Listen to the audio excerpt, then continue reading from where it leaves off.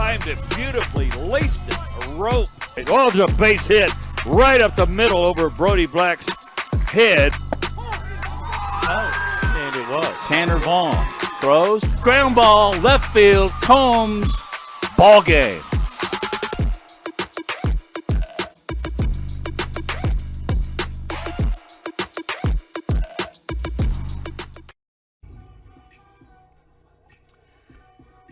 It's a gorgeous day for baseball here at Oak Grove High School.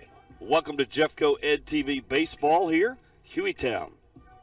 The Golden Gophers and the Oak Grove Tigers getting set to play here in Oak Grove. A beautiful field cut amongst the trees and just a gorgeous setting, as you can see, and of course a perfect day for baseball. Scott Griffin here, Matt Coulter with me. Matt Coulter is mature enough to know that if Ernie Banks were here, he might say, let's play 3. Right? You remember the time he came up and was in our studio? That was a long time ago, and Yes. It's not really important at the top of the show. What is important is what we've got as far as what Mother Nature has provided. Wednesday night, if you were with us, it was rainy. It was not really rainy, but it was blowing. It was cold. It was 35, 8 degrees wind chill factor. Blustery, we call it. And today, it's like 65. There is a pretty good breeze, which could factor in because it looks like it's blowing out to left. But, Scott, on another note, this is a large field. Yes. It's 310, 315 down the line, and it's almost 400 to dead straightaway. Yeah. And I was talking with Jake Smith, the coach at Oak Grove, before the game, and he said he's got a center fielder named Brody Black that can cover it. Yeah. I can't wait to see it. Speaking of the coaches, why don't we hear from the head coaches at Hueytown High School and Oak Grove.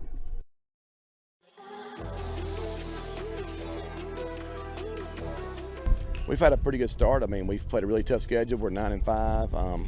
I like how our team's trending. They're playing hard, working hard, and getting better. The main thing we're working at is trying to get better before we start area play and then before the playoffs start. Oh, they're a really good team. Coach Smith played for me. He's a really good coach. A couple of their assistant coaches played at Hueytown, so I know them real well. They got one of the best teams they've had in a long time. He does a great job, and they got a real good program, so it's going to be a very tough matchup. It's always fun to be on Jeffco Ed TV. Our kids like to do that. We get some exposure for our kids, and it's just a great opportunity for us. We're off to a really good start. We're 8-1 so far. We played a tough schedule and prepared, but got a lot of improvements to make. But we are heading in the right direction. They got a good program. We have a lot of respect for Coach Chandler. I played for him at Hueytown. He is a great guy and does a good job with those guys, and they'll come out, they'll be ready to play. I think it's awesome.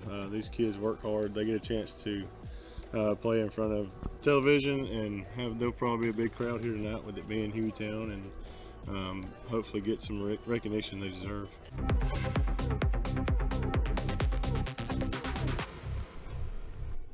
Scott, really interesting note about these two coaches. Jake Smith, the 8-1 third-ranked Oak Grove Tigers, played for Billy Chandler when he was coaching at Hueytown. Hueytown comes in at 9-5. Scott, I think we both agree this is going to be a very, very good baseball game. First, you've got Oak Grove, 8-1, beat the defending champions twice in corner already this year. And then what do you say about Hueytown? They're one of the most storied baseball programs in Alabama high school history. And Billy Chandler is a whole lot about that. Yeah. So we might have pitcher's duel, whatever it is. High scoring, it's going to be close. Yeah, and Hueytown, both these teams have played a lot of games. When we did our first baseball game last week with Corner and Mortimer Jordan, which was a good baseball game, they both only played 3. Well, you got Hueytown here with 14 games already. That's like a month and a half of work, and Oak Grove's got 9. So these teams like to play games, and I like that. I was talking to Chandler about it, and he's like, we want to play games early in the year so we know where we are. You know, you can practice all winter. You don't know anything until you play. There's nothing like game experience, Scott. I mean, you know, you can scrimmage within your own team. You can play pickup games here and there. But get on the diamond when the scoreboard's lit up. That's when it matters. Even if you play out, up, down, around, you know, play somebody. You know, Hueytown's playing 7A guys. Yeah, they're playing in Huntsville tomorrow, doubleheader. I think they're playing the old Grissom Tigers. Yeah. So I mean, and that's not normal to play on a Saturday. So yeah, but I like it. I like it. Oh, I do too. We used to play a little bit, not much, but I think it's really, really important to get game experience. Yeah. There's an understatement for you. So Oak Grove and the Hueytown Golden Gophers should be an outstanding game. And is Hueytown ranked as of now? Or? Not that I could find. Okay. But Oak Grove's number 3. Right, and that's in 4A. Yeah. Keep in mind Hueytown is 6A. But that's not going to factor in here, Scott. I don't think it factors in at all. As the Tigers come onto the field, they will announce the starting lineups and the rosters. And then we'll get some Jeffco Ed TV baseball underway. We should have the national anthem, obviously, coming on as well. Obviously, we will pause for that. In fact, that's coming up right now, Scott.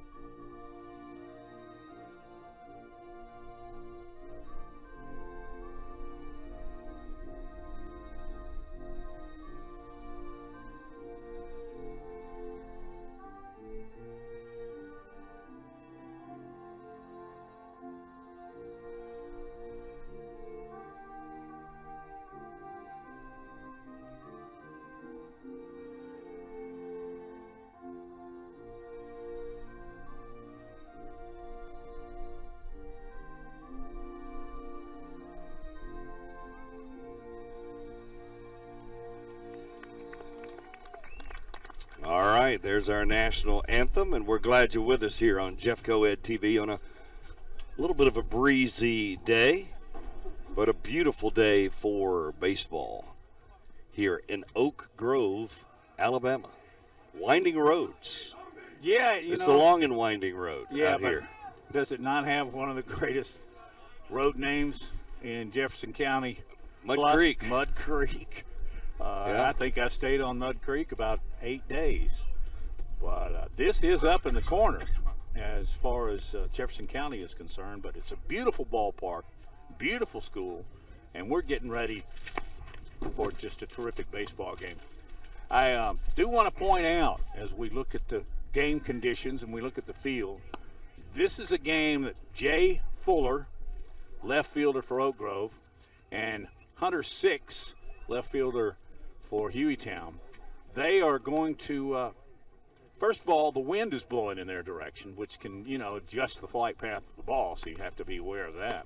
But also, the sun is setting in their eyes, literally. And you wear sunglasses if you're comfortable with that, but you're learning baseball real early, or you make errors, to shield the sun, shade your face with your glove. Now, you can't do that on a liner, but if it's a fly ball, you learn to protect your eyes, you learn to protect the path of the ball, and you can make the catch. But we'll see if that plays into effect here in the early innings. Let's take a look at the Hueytown starting lineup as they'll face Colton Prater, the right-hander for Oak Grove. That's how it looks there. Vaughn, Moore, Davis, a couple of Six boys. They're obviously brothers. Arieza is the third baseman. Kahn and Houston Chapman also in that lineup. The pitcher for Oak Grove is Colton Prater. He'll throw low 80s, 79, 80, 81 or so. Mix in a curve and change up, but he doesn't mind throwing his fastball, Matt, even though it's not crazy fast. He can spot it, and he's a very effective starter for the Tigers of Oak Grove. I was in the dugout talking with Jake Smith before the game, and he just happened to be our starting pitcher, sitting there, and he said, "What do you throw?" 95, 96. He went, "Coach, come on." I'd be lucky to hit 86. Which, by the way, that's not chopped liver either. 2 strikes early here on Sam Vaughn, the shortstop, leading off for the Gophers. Get ahead in the count. Boy, good pitch as he nibbled that outside corner, did Prater. I think he's just come fastball, fastball, fastball.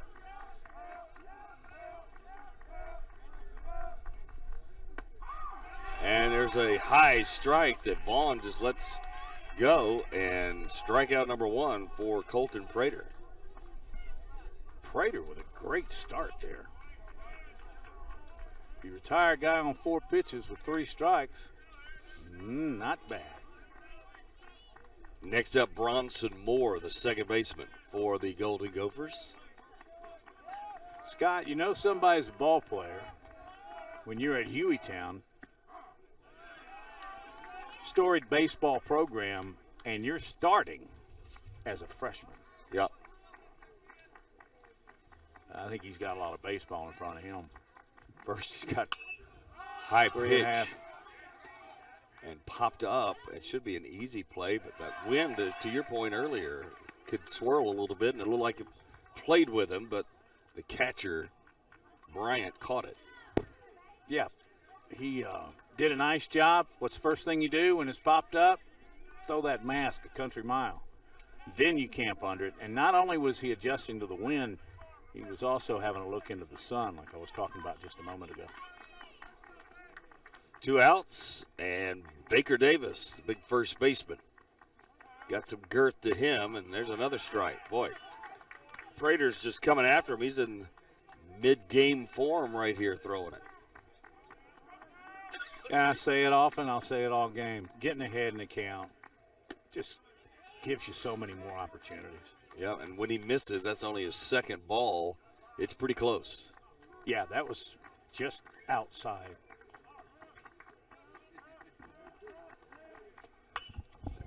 Golfs it to center, but I think actually the left fielder will come over and get it. Jay Fuller, the UAB signee, and that'll do it as Oak Grove gets Hueytown out.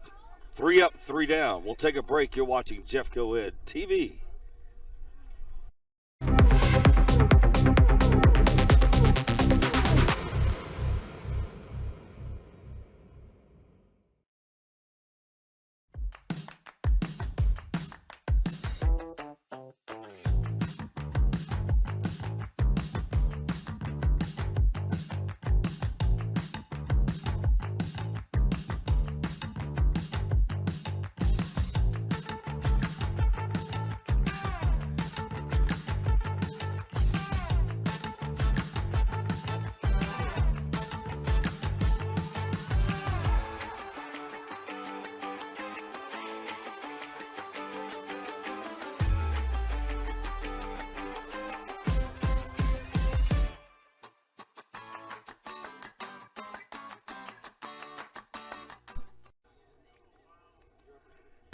Welcome back to Jeffco Ed TV. And one thing I want to point out, you got your baseball guys over here. They're the guys that stand up off to the left over here by us on the broadcast booth, and they're standing up and absorbing the game early here. Bunch of older dads. And that's what I did. Yeah. Let's take a look at the pitcher warming up there. It's Brandon McCrary. He's a mid-80s thrower. It's pretty good for high school. A little bit above average maybe. He'll throw a curve and mix in a changeup as well. And he's the #1 pitcher for Hueytown. So Coach Chandler really likes what he has been giving him, and he's throwing today against Oak Grove. Really, both these pitchers are much alike. Right-handers, mid-80s. Yep. Fastball, changeup, curveball. So stepping to the plate for Oak Grove will be Wiley Hicks, the right fielder. He's been pretty good lately. Fuller's been pretty good lately. The top of their lineup has been pretty successful the last few games, according to Jake Smith.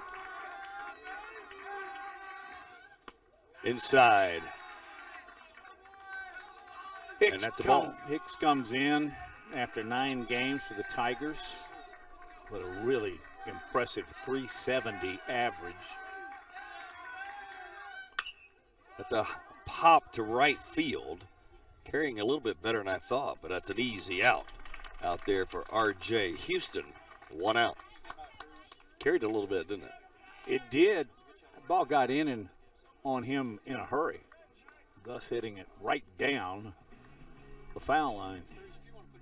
Jay Fuller, he's again a UAB signee for Casey Dunn. Casey Dunn. Yep.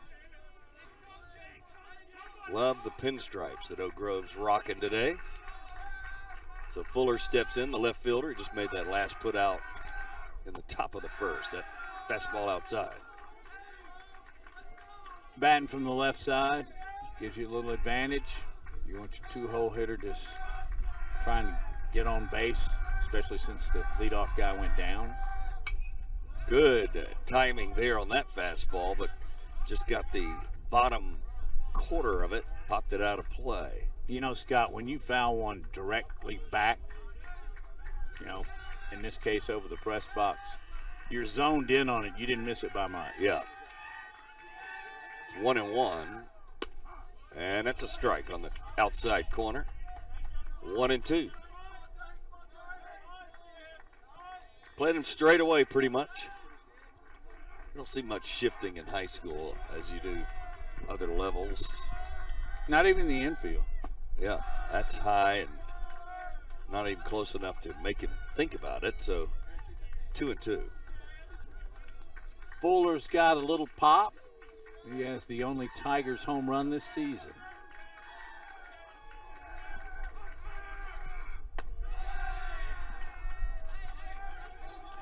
He doesn't want to come inside on this left-hander, does he? No, it's 3-2 now. And when he's missed, it's been outside and high. Yep. See where he comes here.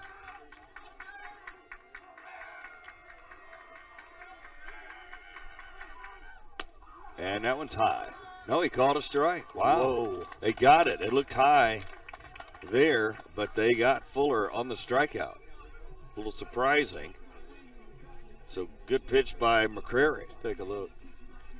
Might have been a little up, but, you know, you got 3-2.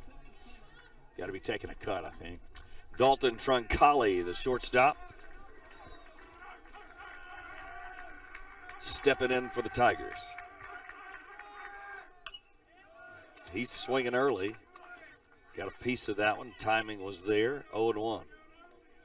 You know, at this level of baseball, Scott, I think a lot of guys get in there looking first pitch fastball, and depends certainly on game situations. But if you're up there with nobody on, that's what you do. Little shot out to right, but played perfectly as they shaded him a little bit there, and Troncalli's out on the fly out. So 3 up, 3 down for Oak Grove. We'll take a break. You're watching Jeffco Ed TV.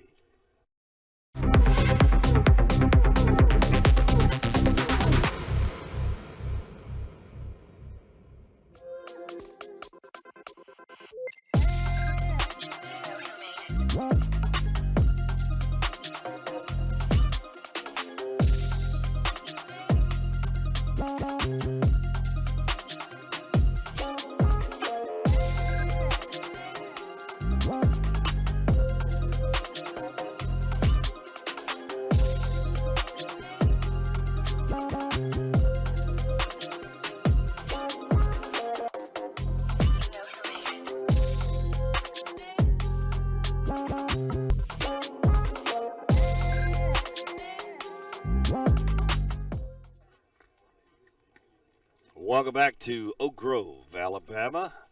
Tigers and Gophers both 3 up, 3 down. Good start for the pitching here. And we'll get to Hueytown's cleanup hitter coming up next, Hunter 6. He and his brother. He wears 6. His brother Noah 6 wears 8. I wonder if they had a fight over that, since their last name's 6. I actually They think shouldn't have let either one of them wear I think 6. they're cousins, but they do have 2 No, They're brothers. I think they're brothers. Okay. They told me in the dugout. I was joking with them. Oh, okay. So, Hunter 6 with that low fastball. Again, he's the cleanup hitter. Back in the box. Good stance. Ooh, that's a good pitch, and it's 1-1. That's a great pitch, Scott. That is so tough. And it's a good call by the umpires. You could see it went right at the cut of the knees.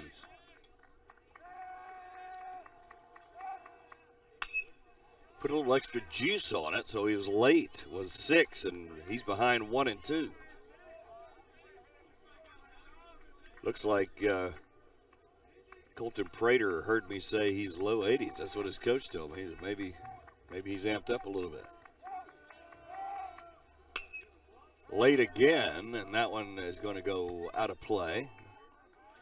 He's back in the box and still not getting around on it.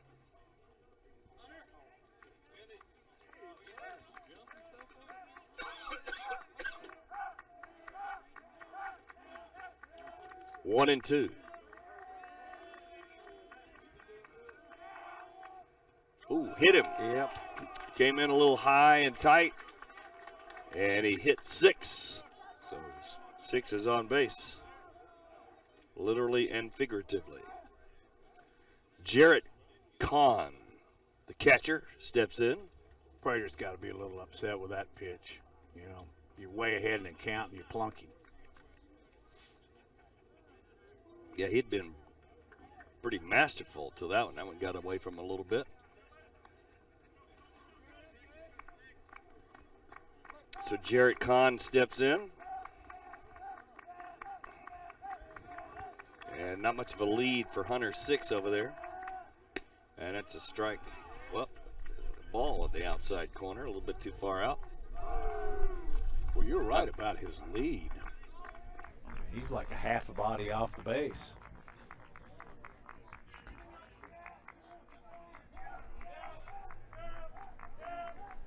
But your cleanup hitter's probably not going to be the swiftest. There's a strike down the middle for Prater. 1-1. Yeah, he's not getting much of a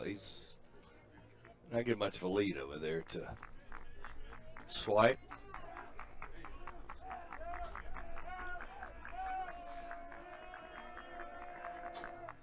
Nice curve, but it stayed high, Matt, a little bit, but pretty close. 2-1. Yeah, that was a combination between a change and a curve. It was, I guess, a little bit high, but he hadn't gone to that very much.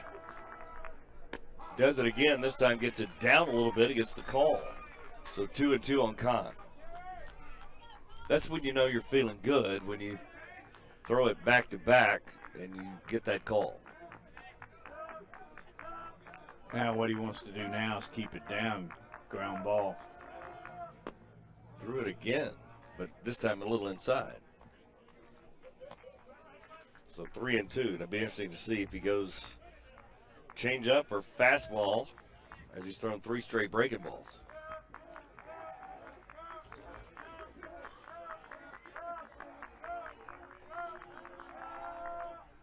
Throws a fastball, and Kahn gets a ton of it, but it's there and traced down by Black in center field. Hit it with good wood, but just a loud out there for Kahn. Really well played by Black. I mentioned him in our pregame. You know, it's, about a square mile out there in center field? But he's used to it. This is his own park. So he got a great break on it, went back, drew a bead.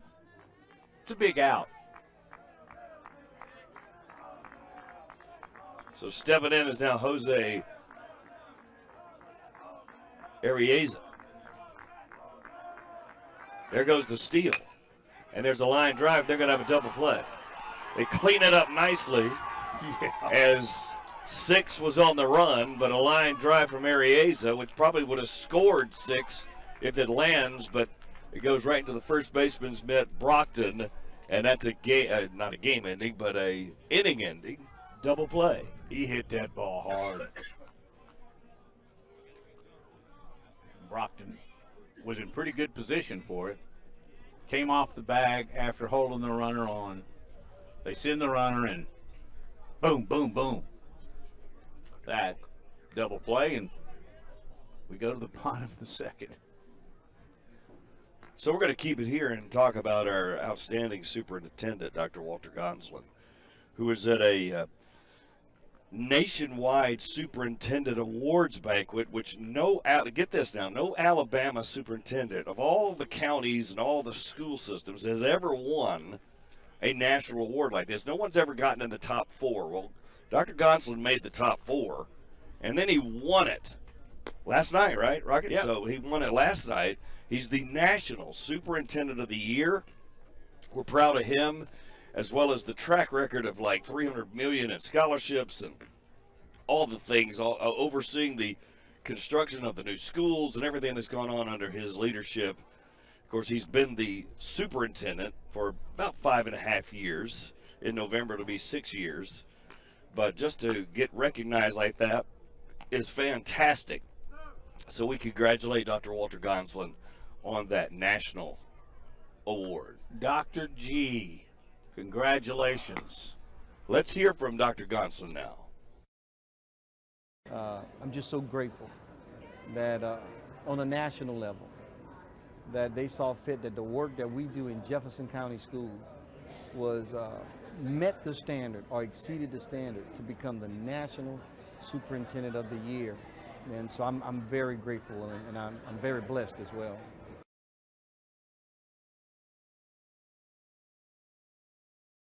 Gonsolin. There's a pitch.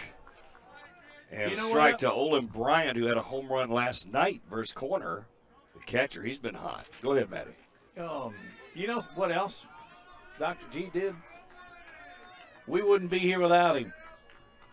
He started the Jeffco Ed TV project, and I might add that, my opinion, has been incredibly successful.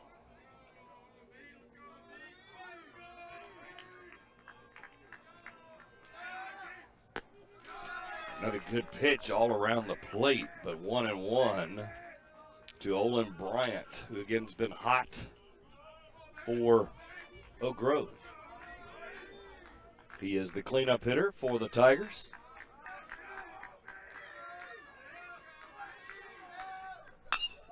Looked like a curve, Matt. I don't know. You have to double check me on that, but that's a high, lazy fly ball to center, just a can of corn. 1 out. Could you tell on the... Yeah, I think it had some break on it because Bryant didn't really get around on it. I mean, he hit it dead straightaway center, but to Off me it the looked handle like he a got little it bit. off the handle a Yeah. little bit. And again, nice play by Six in center and 1 out. Kyler Polistrini, the DH, is up now for Oak Grove. Little high fastball, 1-0. What a beautiful day at the park. Polistrini is the Tigers' designated hitter. Brings in a very more than exceptional average of .333. That one's up. Straight upstairs 2 times in a row, 2-0. I'm liking I guess it's camo hats that Oak Grove's rocking right now. Am I wrong on that? No, I think I saw it in Coach Smith's interview at the very beginning. And I'm jealous a little bit. you want me to You see want if I one? can't get you one? I think we should get hats from every team we go to. Can you work that out, Rocket? I think Jeff Go should work that out for us. I'm a hat guy. Well, I think we need to leave it up to Rocket because, if I'm not mistaken, he was able to get a few chicken fingers. Yeah. It's not the same as a hat. No, you can't wear a chicken finger. 2-2 now to Polistrini. He's been living high with Polistrini. See if he comes out with a breaking ball here. Oh, it cheese. Barely missed. Looked like 3-2. Again, I'm going to have to rely on you. I can't see your monitor very well. It's with the sun glaze. I'm going to make an adjustment after the end of this half inning so you can see it. 'Cause, I mean, it's I can right. see it better Hey, down the mine's dark, yeah. My view is perfect here. Yeah. Oh, got him high. He stayed high on him and got him. It's 3-2, so you can probably gas it up a little bit. And that's what he did. And Palestrini's not going to let that go by. No. And as you know, enticing enough, right? A higher the ladder gets, the more tough the ball is to hit hard. Yeah. Weston Heitch, third baseman, steps in.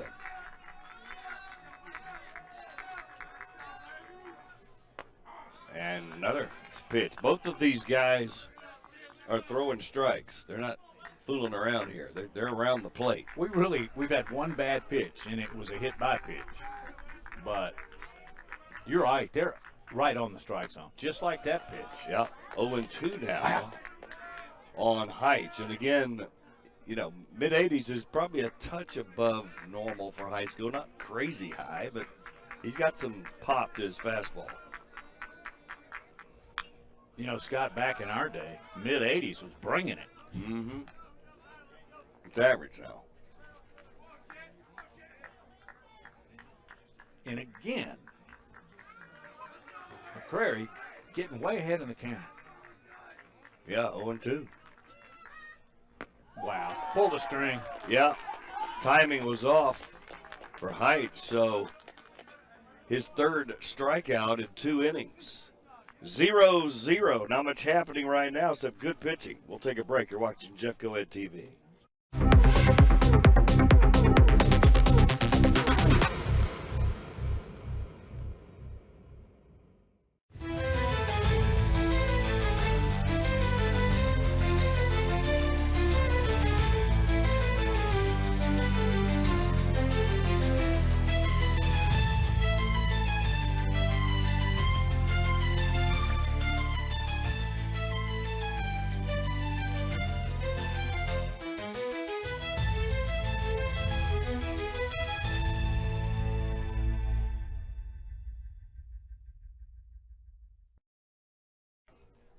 Good look at the Hueytown dugout there from our camera guy in center field, Randy Mize. We've got him way out there, Matt, where nobody could talk to him. He's probably. Was that on purpose, Rocket? Probably got the Grateful Dead rocking in his headset. I think Rocket put him out there where no one could speak to Randy.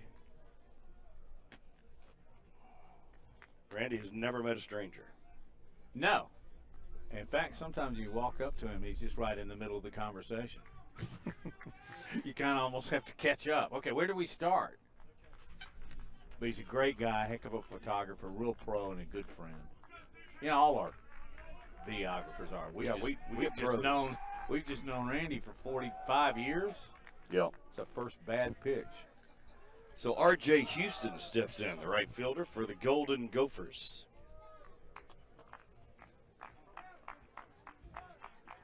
Now that's a baseball name, isn't it? Yeah. R.J. Houston. Good low pitch, but did not get to call it the knees. 2-0.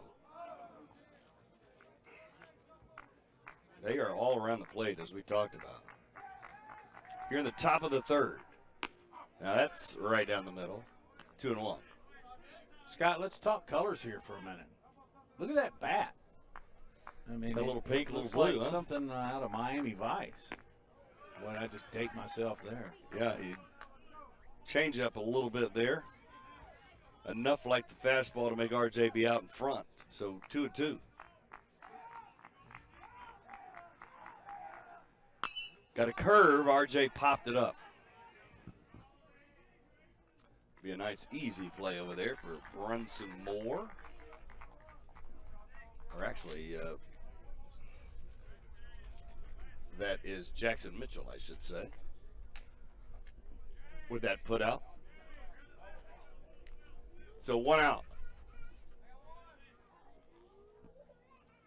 Well, I don't want to jinx us, but we both agreed at the top of the broadcast this would be a good baseball game.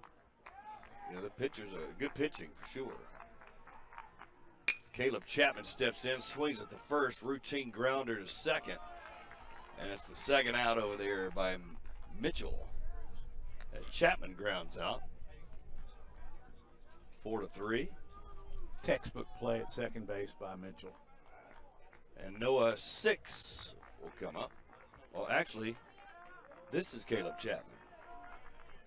So I don't know how we got off on that. Well, something got. Yeah. Maybe that was 6 that hit just then. They flip-flop those guys, I think, maybe. We'll have to double check that. But this is Caleb Chapman. Yeah, he's wearing the deuce. He's got it one down the right field line. It's going to drift foul.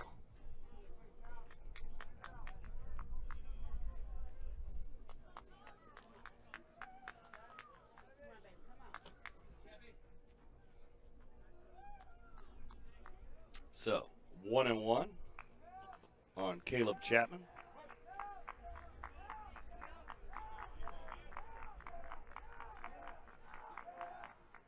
Oh, nice curve there, Matt. He drove it right in the ground, but it's going to eat up the third baseman, Weston Heights. So the speed of Chapman gets him on. Now, was he going to be there or not? It's your call. You're the official scorer. No, I think you field that cleanly. He's out. And you're throwing him out. I mean, Right, you're so it's already an at the error. edge of the grass, so I don't like awarding errors, but I think that most people would agree with me on that one. So you got a runner on, but still 2 out. E to the third baseman. Now back to the top of the lineup, Sam Vaughn. I think that was Noah 6th that hit to the ground out double play. We had him 9th. He actually hit 8th. Looks like Chapman's dancing off the base and a threat to go as Vaughn takes the first pitch for a ball. Top of the third here, scoreless. Good pitchers duel so far for 2 really good teams. There's a, boy, I thought it was going to be a base hit, but he lined it right at him. Vaughn unlucky on a hard hit to Troncalli, and Hueytown's out of the inning. We'll take a break. You're watching Jeffco Ed TV.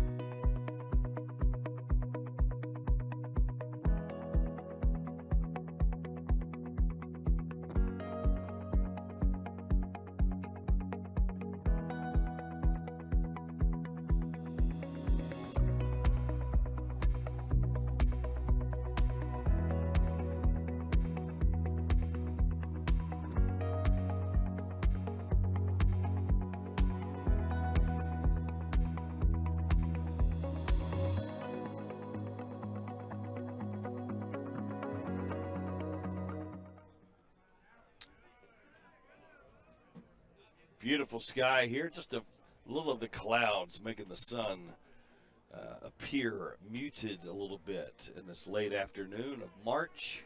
Getting warmer and warmer. Good day for baseball here at Oak Grove. Scott Griffin, Matt Coulter, our great crew here for Jeffco Ed TV. Scoreless so far in the bottom of the third. Oak Grove, the home team, stepping to the plate as Carter Brockman will step in. The first baseman hitting 7th. He didn't play some games earlier, and Jake didn't say, well, I'm assuming he was banged up or something, but he's carrying a heavy 625 average. Yeah. He's in the lineup now, right? Yeah. McCrary started him off 2 fastballs. He's been going up high on these sluggers, man, and not afraid to. Yeah, he just flat blew that one past Brockton. Now, does he come off speed? You got to, right? I think so.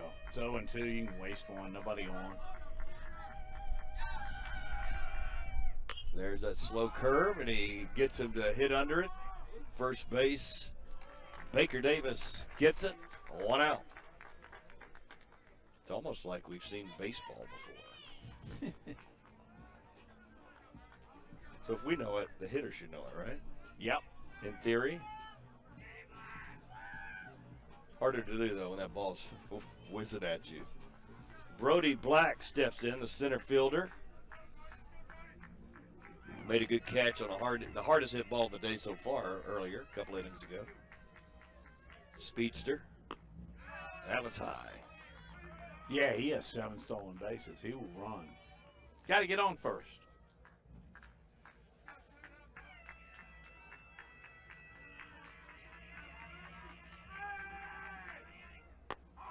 Nice pitch.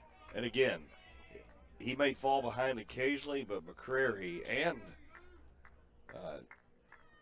the other opposing pitchers have just pitched very well. Prater. Oh, Yeah, Prater. They both have. If they fall behind, they don't stay behind very long. yeah. 1-2 now. Now he's got 1-2, like you just said.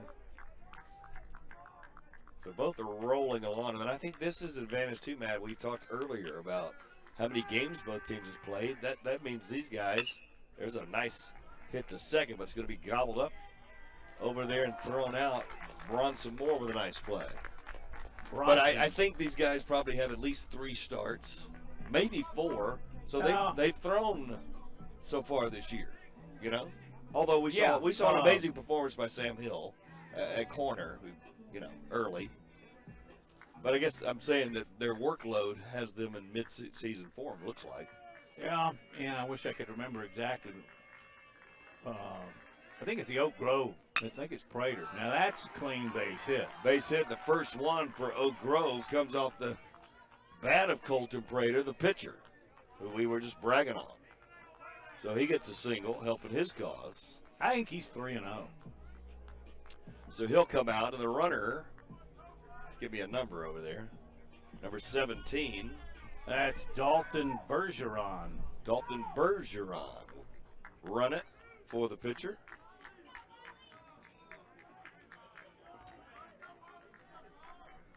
My senior year, I was a pinch runner freak. Really? Yeah, I didn't play a lot. I hadn't gone out for baseball in 6 years. Made the team as a senior. But we had a really good team. That's why you played corner, too, because you had speed. But Jim Case was our heavy-hitting catcher who went on to have a field name after him at Jack State. As good a man as he was a coach. Yeah, terrific coach. And there's a strike on a curveball to Mr. Hicks. 1 out, 1 on. And Bergeron, I don't know if he'll steal or not, but he's getting a little bit of a lead over there. We got to keep an eye on him. That's not a Steelers lead, though. That just dove off the table, 0-2. Like that changeup just went at his knees and down.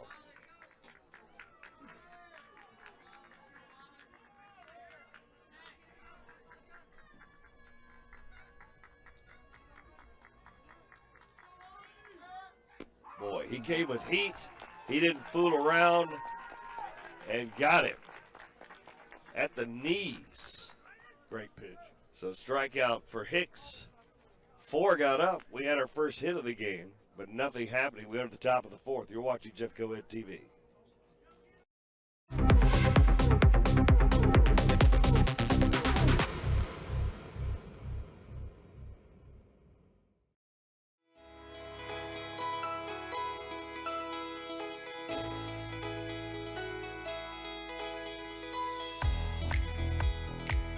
Are you ready for a fun-filled journey through some of your favorite stories?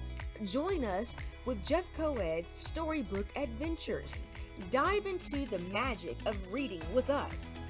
Perfect for pre-K through 3rd grade adventures. These stories are read by members of your very own Jeff Coed family. You can tune in right here on Jeff Coed TV or our social media.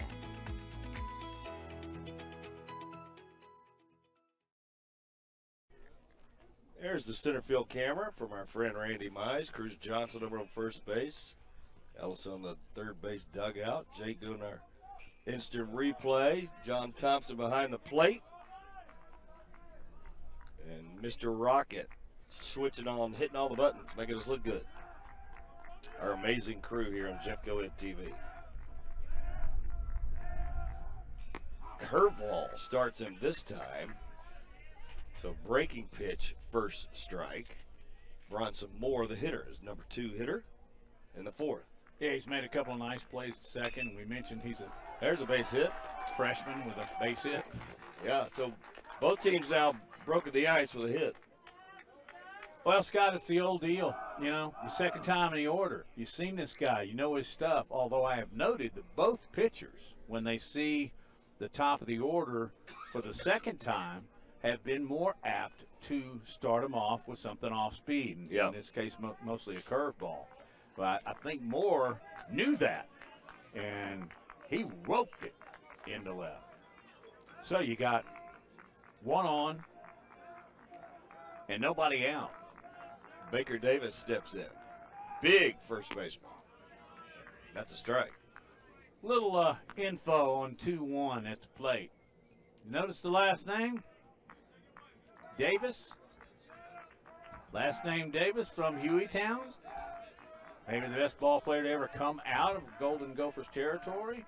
Russ Davis. That's his nephew. Very cool. Man, Russ could play. He was a good player. Yeah, he was a good hitter. I mean, what, 10 years in the bigs? Third base? So he's got a little baseball acumen to his name. Tell you what, he looks like he could hit it a mile. Got a piece of that one a little late, 0-2. He flied out to left his first time up. Indeed.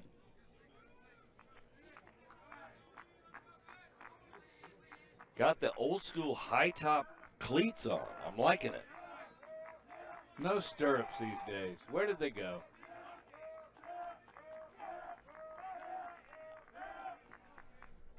High pitch, tried to get him to chase outside, away from his power, and he wouldn't offer.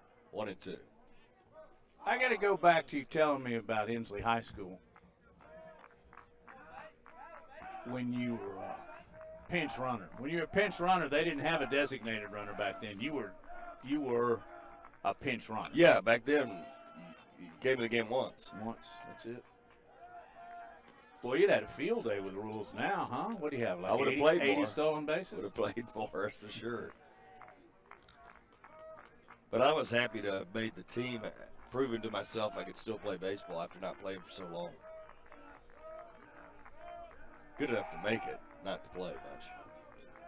1-2 to Davis. Late on a pitch outside, and that's going to land over the fence in the right side. Harmlessly. Even though he was late, there was some pop on that pitch by Baker Davis. And again, you know, you see both of these pitchers. That's Colton Prater getting ahead of the hitters.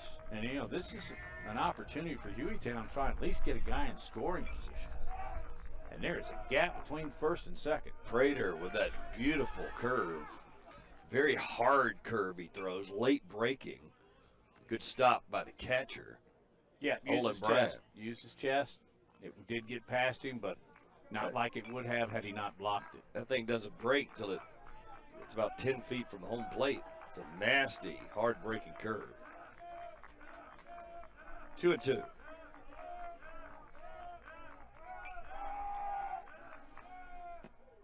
Outside, Davis with a really good eye. All right, He worked the first at bat pretty good. Yep.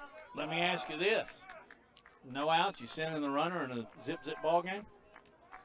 Well, it's hard for us to know the speed, but I think Moore can run. He looks like Yeah, he can. he's hitting in the two-hole. He's not slow, I don't can know. tell you that. Maybe if you trust Davis enough.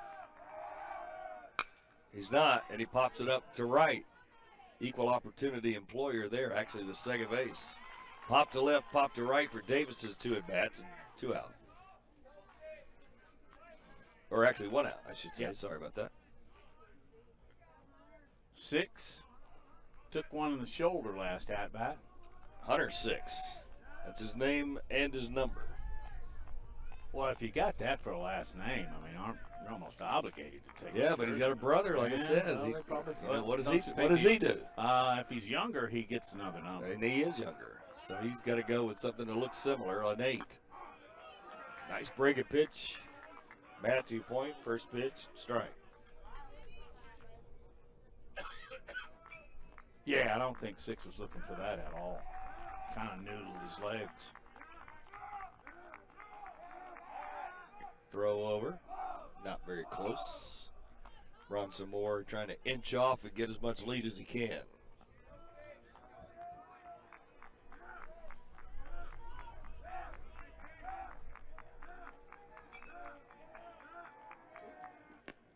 Another breaking ball. Just 1-1. That was close. Just a bit outside.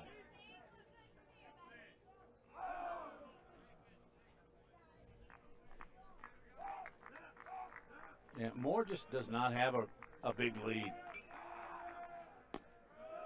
Outside again. Living outside right now. 2-1.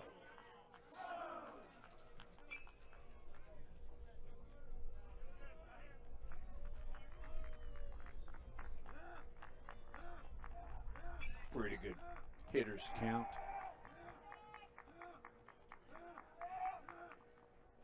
Oh, he got that one over.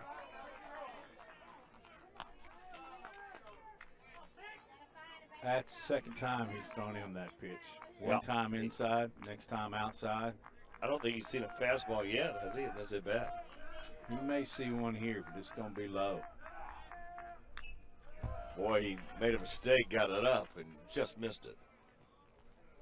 As they say, Six would like to have that one back.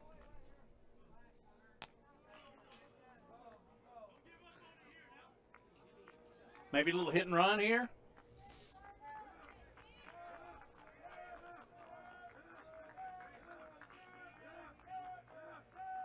Six standing in. Another breaking pitch. Did a nice job fighting it off. That's all he was trying to do. Spoil it, and he did. So it remains 2-2 for like the last three pitches. And that's the other thing. You only see maybe one waste pitch from these pitchers so far. They're coming after you once they throw one ball. Yeah. They're not trying to throw another one. They're coming after the hitters. They both feel it, I think, today. I think both the pitchers and the teams, I think they very much reflect their coaches.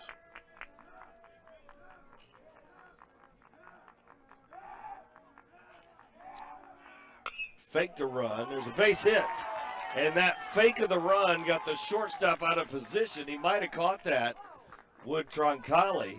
Oh, he was But when breaking. he went to cover, Yeah. that gave him the hit. Right? Yes, and whoa, he jumped on that pitch.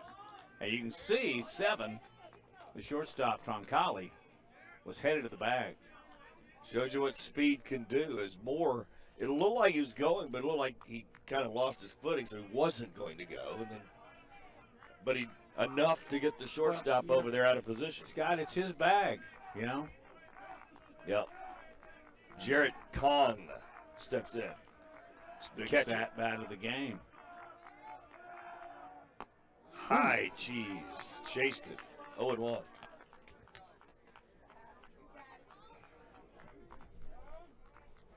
Timeout as they'll go talk it over. I think Chandler will talk to his hitter as well, Jarrett Kahn. Bryant visits the mound to talk to Colton Prater.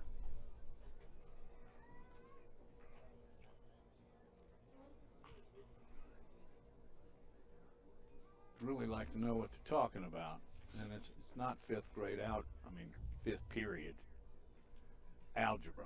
You don't think they're talking about where we're eating after the game? Or That's only if you're up. did you see that girl in second period walking down the hall? None of that stuff. Now that is more of a possibility than any of it. I mean, they're high school kids, so. 0-1, one out. Runners at first and second is our first real threat of the game here in the top of the fourth. That's the first player to reach second. Hueytown at the plate. Late swing, 0-2. So once again, Prater has gotten on top. He's just crafty enough. He's fast enough that you can't just ignore the fastball, but he's so good with his breaking pitch and changeup. He really knows where to spot his pitches. I think he's coming curveball here, or at least change up. We went cheese, probably because it was the wrong thing to do, and it froze Kahn, it looked like. Strikeout. Well, biggest at-bat of the game, and Colton Prater rules. Still 2 out, though. I mean, still 2 on. 2 out now. Arieza steps in, the third baseman. Yeah, he went right after him. I think it's surprise Khan, for sure. Remember Arieza. Last at bat, he hits a screamer right at first and ended up into a 3 unassisted double play. Prater ahead 0-1.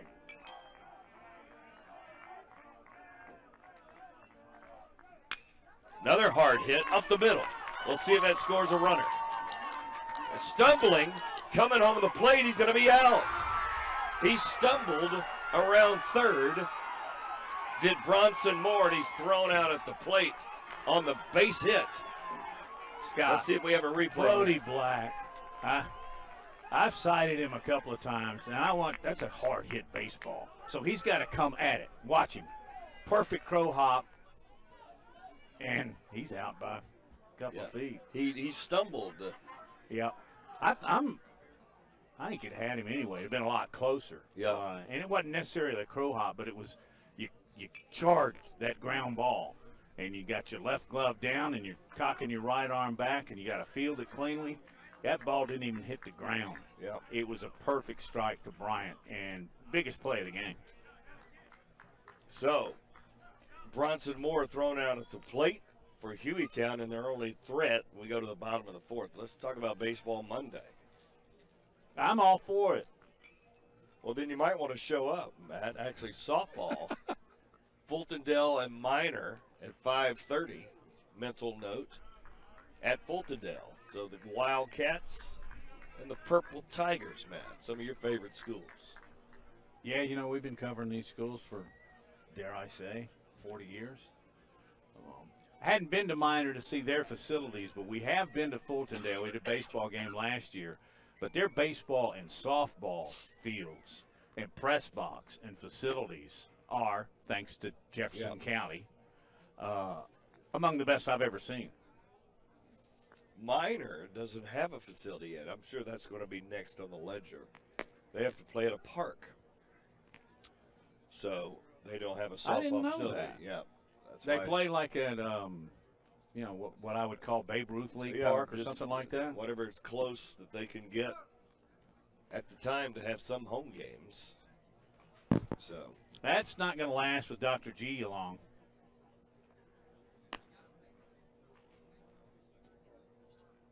Park West is the park where they play. I think I know where that is.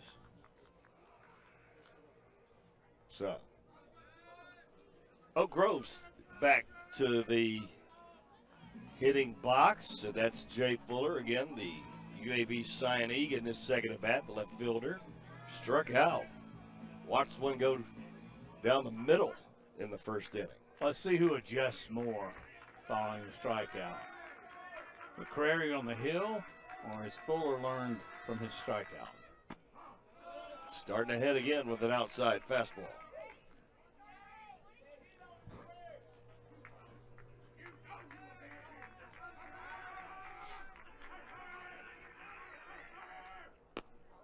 Man, he nibbled there again, barely missed. 1-1. I did a double take on that one. I thought it was a strike. But he's got a better view than I do, although mine is outstanding. That's a high outside pitch, 2-1. Jake Smith and his Oak Grove Tigers would love to get a runner on with nobody out. Maybe Fuller can oblige here. Oak Grove again, number 3 in the state in 4A. 8-1, right? 8-1. Their only loss came to Helena, 5-4. By the way, that's a pretty good baseball team with PJ Guy over there. That's high. Oh, he called a strike. Wait a minute. 3-2. Well. And of Hueytown, 9-5, so they played 14 games already. And at least 3, if not 4 of the losses, maybe 5, were 1 run, 1 extra inning. Fuller slaps it. Nice play on the 1 hop and the stretch at first as Vaughn throws to Davis That could have eaten him up, Matt, but Yeah. he played it pretty clean. Well, watch him. It does kind of eat him up, but he backhands it, and then that's the deal. The throw and the stretch, because, man, Fuller can motor. All right, so Dalton Troncalli steps in. He flew to right his last at-bat, carrying a 381 average into this game. McCrary is not happy with himself. He just kind of let that one go. Troncalli flight out to right, first time up. Another curve that didn't come out of the hand right. He's been all around the plate. Those two not the case. I wouldn't think he's tiring yet. Bottom of the fourth. No, he's not throwing a lot of pitches either. No.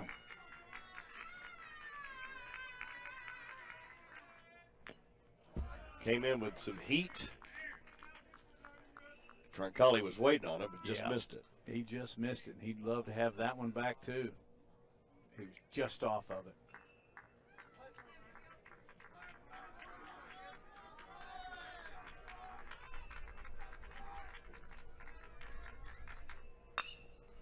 Grounder to third. And that's an easy play for Arieza to Davis. 2 out. He hit that ball pretty well. Tell you what else? They had him played well. Yeah, straight at him. He was. We haven't Right seen on the many bag. guys out of position in this game. You know why? We got great coaches. Olin Bryant, again, who had a home run last night against Corner. He's been hot of late. He takes one high. It's a 1-0 game. So we had the game winner, is what Has, you're saying. has to be. A little high again, 2-0.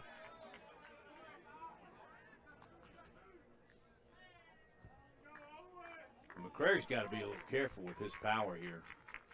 2-0's really good hitters count. Came down a little bit, a little late on that heat was Bryant. But to your point, he's got some pop in that bat. 2-1, nobody on, 2 out, bottom of the fourth. About 315 straight down the line and left, about 310 and right.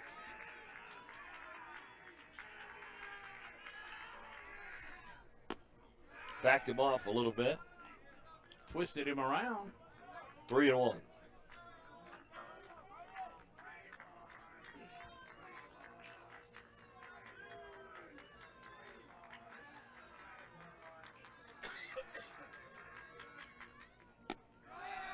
A little high, and that's a walk. Get a base runner. So uncustomary for McCrary. It's his first walk. So Bryant reaches on the walk. Polistrini coming up. 5th place hitter, DH, for the Oak Grove Tigers. Actually, McCrary has only given up the 1 hit. Oddly enough, that was to the other pitcher. Who's our pinch runner here for Oak Grove? Number 11 at first for Polistrini. Brawley Burns. Brawley Burns on for the pinch runner. I mean, excuse me, on to pinch run, I should say, for Polistrini. Yeah, and you'd love to get Burns somehow, some way over to second.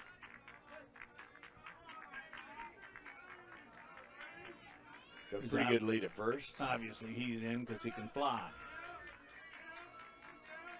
And he's got a stolen base lead. Yeah, a little high on that one. And Con's going to come out and talk to McCrary. Because this inning, for the first time, he has seemed slightly out of sorts. But then again, He's got 2 2 outs. you Yeah. know. And as I said a minute ago, he's given up a walk and 1 single. 1 hitter.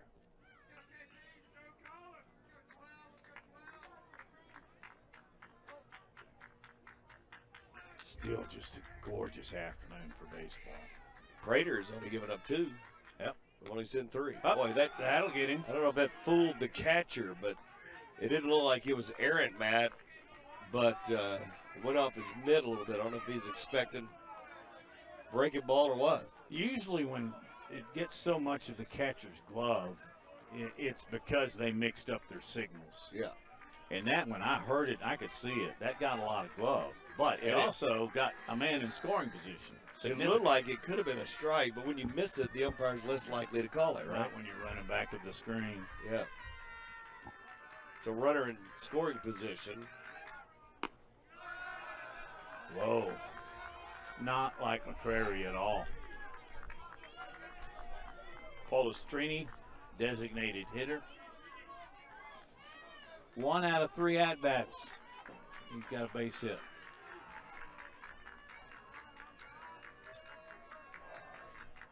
He can be picky at 3-0. You're right. They chase the runner back. That's, don't want to give him an extra lead or 2 because he is in scoring position. Closer you keep him to second, obviously, more difficult to score on a base hit.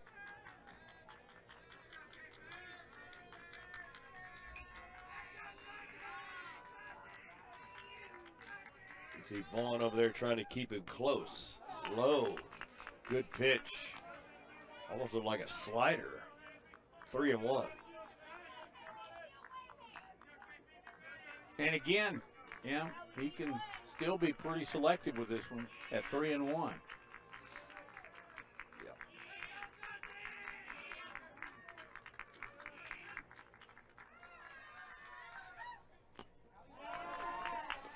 Didn't look that fast, but it sure did fool Polistrini with the speed of it. He was ahead of it a little bit. Straight change up, yeah. And good location. Obvious strike zone, but up. Kind of difficult to turn on it, even if you know what's coming. 3-2. Pretty big at-bat right here. Got a little low. Boy, battled back, and it ended up losing him anyway. Polistrini reaches on the wall. So, runners at first and second. And that's not Bergeron running, right? Who's running for Oak Grove? Number 11? Or number 17, excuse me. Burns is at second. Burns, okay. And Bergeron is at first. Yeah, because they're running him now. Yeah, I wondered if Billy might want to come out here and talk to his pitcher. Because, you've been pitching so close with such great control, and then suddenly you walk 2 in a row.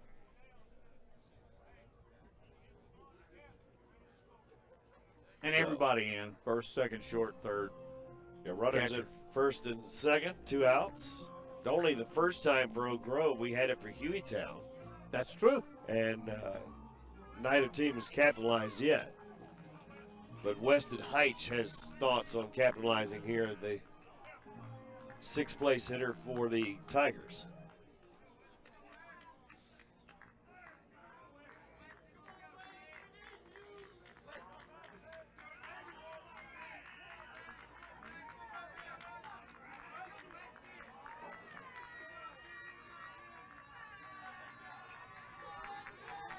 McCrary's changed his pace, starts him with a curve, and that's a strike. Wow. Sometimes just a pause, just a little confidence boost from your head coach, Billy Chandler.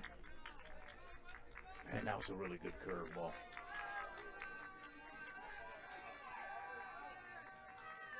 McCrary really holding the ball, freezing the runners, tied him up, but it's going to get through. Got to play at the plate. No, they're going to hold him. The runner going to second. They've got somebody hung up here, Matt. Got to watch the guy on third. There's 2 outs, though. I would throw it. 2 outs, and the runner at first went too far, and the catcher, Vaughn, was just, he didn't want to let it go. Wow, that was a good pitch inside, and what a great piece of hitting. See, breaks. Great work by our camera crew. They had that for the out, and Vaughn chose not to take that risk. I got to run at him, right? I don't know, Scott. He had the ball cleanly and was coming up to throw when he No, I'm just talking got on the past first third. base. Yeah, do you throw? Probably not. We'll see if it costs them as Carter Brockman steps in. Yeah, he's the guy. If you get out of it, it's immaterial, right? Yeah, but I don't know if you risk it, That's not something you practice every day. You do practice it. And there's the high curve, and they should get out of it, and it won't be worth talking about. Nope. I see R.J. Houston camps under it for the final out. So got the bases loaded, but not much else. We're still scoreless after 4. You're watching Jeff Coed TV.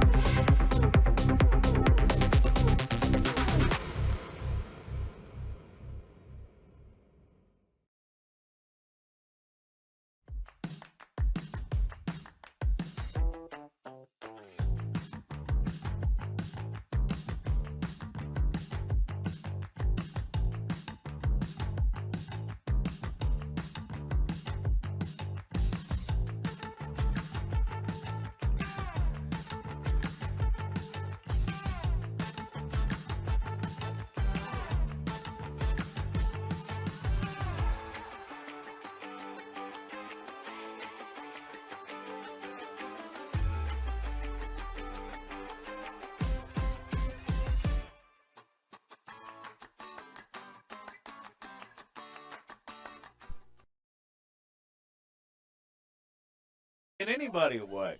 All right, we're back here on Jeff Coed TV. As Prater back with his final warm-up toss. Scott Griffin, Matt Coulter, our great crew here. Good game right here. 0-0 heading to the top of the 5th. Does this have any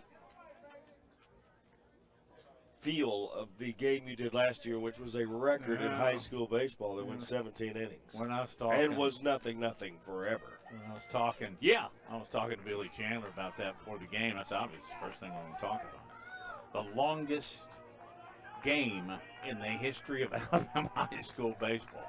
And Jeff Coed TV was there. R.J. Houston up, but takes a good cut, healthy cut, fouls it off. He popped a second in his first at-bat. And again. So Prater had a little while to rest up a little bit. Yeah, Prater's only given up 2 hits. Each pitcher has only given up 2 hits. Really has a sharp breaking ball. That one went out of the zone. 1-1. Outside. Looked like the release point wasn't there for him as he looked at his hand. R.J. Houston has made some nice plays in right for us. Ooh, went high again. And that had some, if he can only reach 86, that was 86 miles an hour. 2-2.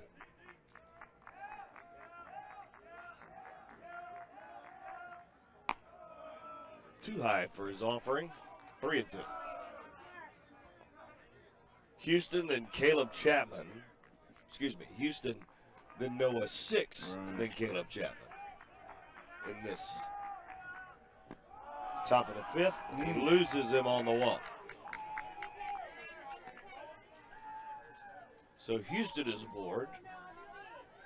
And you got a left-handed hitter up, so you could get some things going here if Chandler wants to. Noah 6, the brother of Hunter 6, is hitting center fielder. You bought him? It looked like he was going to see what's happening. They're thinking about it. 1-0. You got a hole over there if you can pull it. Yeah. The second baseman's way over in the near center field. He does butt it. And butts a beautiful. They barely get him. Nobody was over covering third because he charged to get the bunt, The shortstop of Wortley darted over there and kept Houston from advancing to third. Heads up, smart baseball. Baseball IQ high, Troncalli. So the sacrifice bunt by 6, Caleb Chapman can be a hero right here.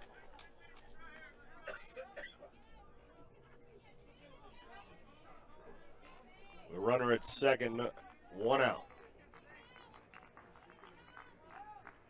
They're trying to guard Houston a little bit over there, but you got to get back over.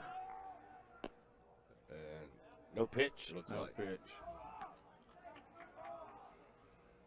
Not sure why, but the plate umpire had already taken his mask and was walking towards the first base dugout. Maybe the batter called it. Still at 0-0. Fastball that time. A little low. That was a good call. That was a little low. Just beneath the knees. So Hueytown with a little action again in this inning. Had a player thrown out the plate last inning. High fastball fouled off.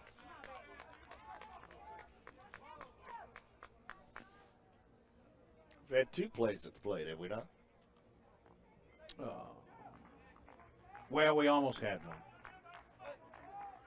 Scampered back to third. Yeah.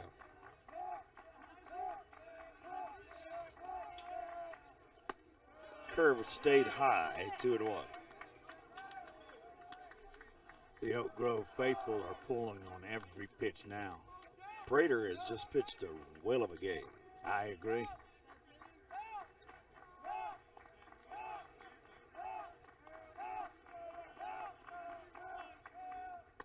Fastball again, and undercut and missed it.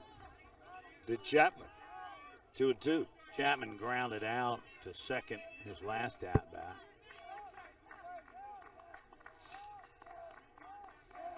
One of the rare scoring opportunities of this baseball game. We're in the 5th. Oh. Just put his bat on it. Not enough, though. That's an easy pop-up to Jackson Mitchell at second.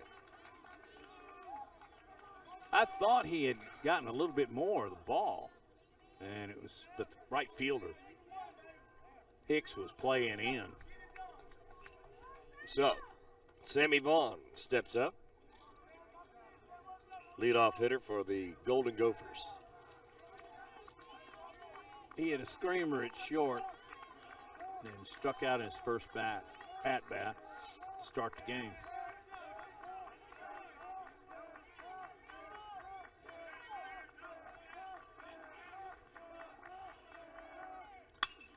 We got a lot of that one with 2 outs and caught out there. What a great catch. Brody Black. I've been touting him the entire baseball game, and as you just saw, for good reason. He was playing in a lot, but he tracks it down in center field at the end of the top of the 5th. We're scoreless. You're watching Jeff Coed TV.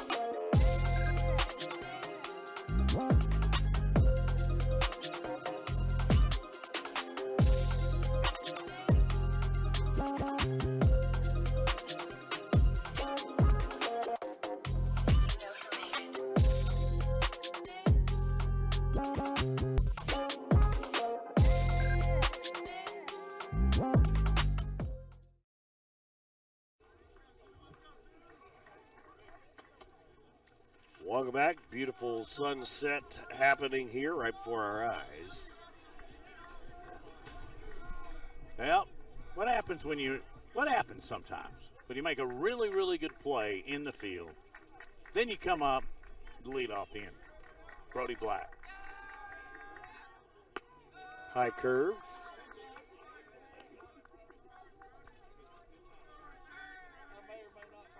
Black, the 8th hole hitter. And that might land, and it just foul.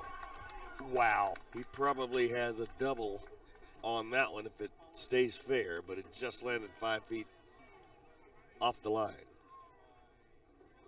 And he's got speed. 7 stolen bases. So, and you know what's great about that is that you're running right towards where the ball's going to land. Don't need any coaching. And I think he's got 2 standing up. Initially, I thought that thing was going to drop. Yeah, I did too. It It kept curving. Yeah, it had a lot more break on it than I thought.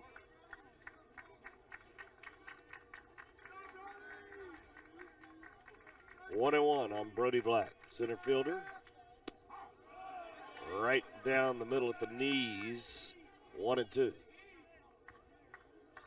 You know, I saw when I walked in, Hueytown players were warming up. Get the pitch. They were warming up throwing a football. Did y'all ever do that? I like that. Yeah. Same motion. Yep. Makes you come over the top, too. Yeah, a lot more than sidearm. Tigers would love to get Brody on. He waited on that one and went to right. He did a nice job keeping his weight back, but just hit under the ball. And it's an easy out for R.J. Houston out there. The right fielder's had a lot of action. 4 fly putouts. Colton Prater, the pitcher, stepping in. He had a base hit last time. Yeah, Base hit to right. The only hit for Oak Grove, wasn't it? At that time, yes. You got to be impressed with McCrary and Prater. They've just done what a starting pitcher needs to do and then some. Another base hit. So Prater aboard. Trying to help his own cause again with a nice base hit through the left side. He's gone left. He's gone right. So coming in to run. 17 again. Bergeron. Is that Bergeron or Burns? Bergeron. Bergeron is in to run.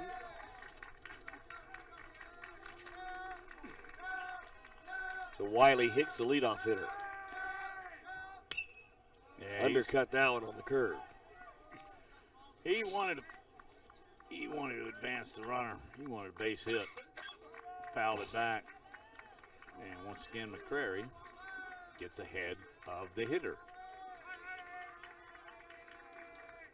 Fastball. He smoked it to left. Let's see if he gets over the head. It does. 2 hops to the wall. Here comes Prater to third, and he'll get a throw, but it won't be close. And that's a 1-out double for Wiley Hicks. He smoked it. Yeah, it was over the head. Bergeron had to wait, which is exactly what he's supposed to do. So once he hit the gas, I think Six made a pretty good play and left. It wasn't real close, but Bergeron had to dive into third. So you got runners at second and third with just 1 out. Yeah, he hit it over the head of Six. And Fuller's up. There's a base open if you want to put him on.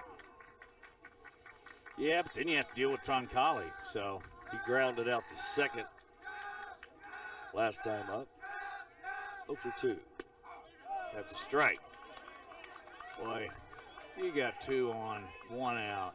You're going to start him off with a curveball. McCrary's got some confidence in his array of pitches.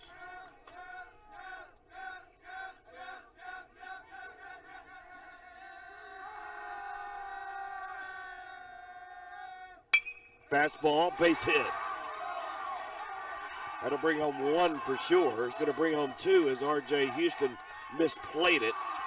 Wise to cut it off is Davis, and Fuller with the 1-out 2 RBI hit. And he mashed it. That was a no-doubter. And although Houston may have misplayed it a little bit, I don't see any error there. He was going to score anyway. So Bergeron and Hicks come around, and we've got runs on the board as home-standing Oak Grove takes a 2-0 lead, and we are in the bottom of the 5th.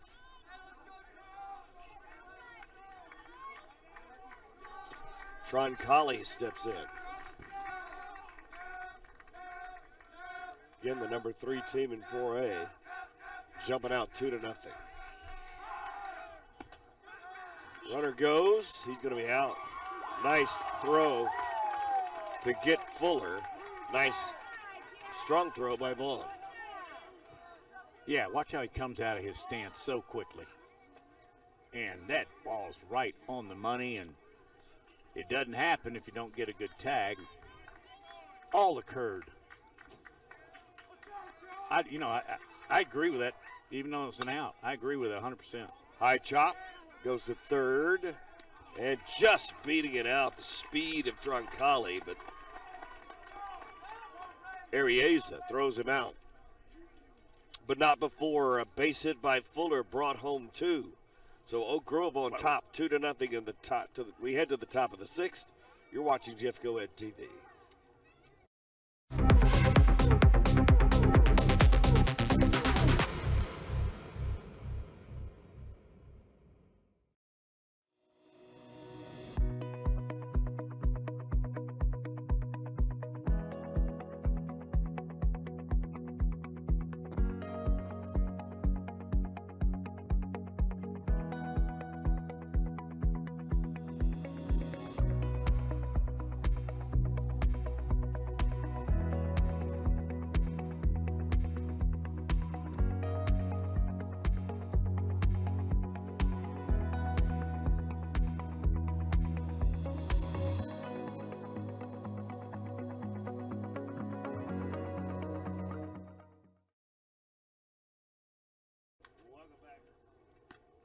Welcome back again to Jeff Coed TV. Oak Grove on top, 2-0 with Fuller getting 2 RBI.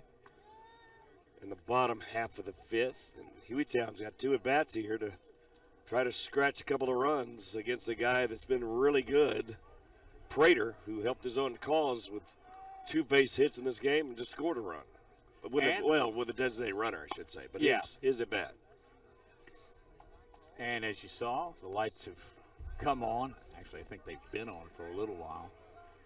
As we were at dusk, and go to the top of the 6th, and down 2-0. Hueytown would really like to get something going. And they'll try to with Bronson Moore. Boy, he hit a rope to left last at bat. Fastball, as again, Prater getting ahead of the hitters. Yeah, and now I'm not going to say he's got too much house money, but see what he's doing now? I'm going to throw you strikes, man. Yep, that was close right there, 1-1. And that's the luxury you've got when you go from a scoreless game to your team having a 2-0 lead. Boy, he roped that one down the line, Matt. To your point, that bat head came through the zone, and that's a loud single to lead off the 6th for Bronson Moore. We talked about him earlier.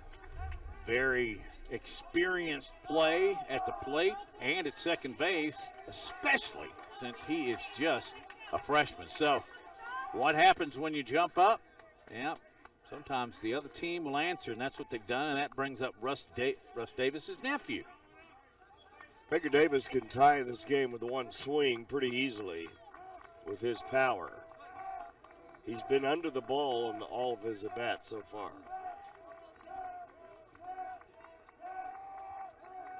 One to left, one to right. Staying outside on the big first baseman. There's Moore getting his lead, wrapping his gloves at first base. His last 2 at-bats, he has just scalded it. Nice curve. Wow, he did not give it to him. Boy, it looked like it broke. Must have been off the plate a little bit on the outside. Tiger fans, not real fond of that one. 2-0.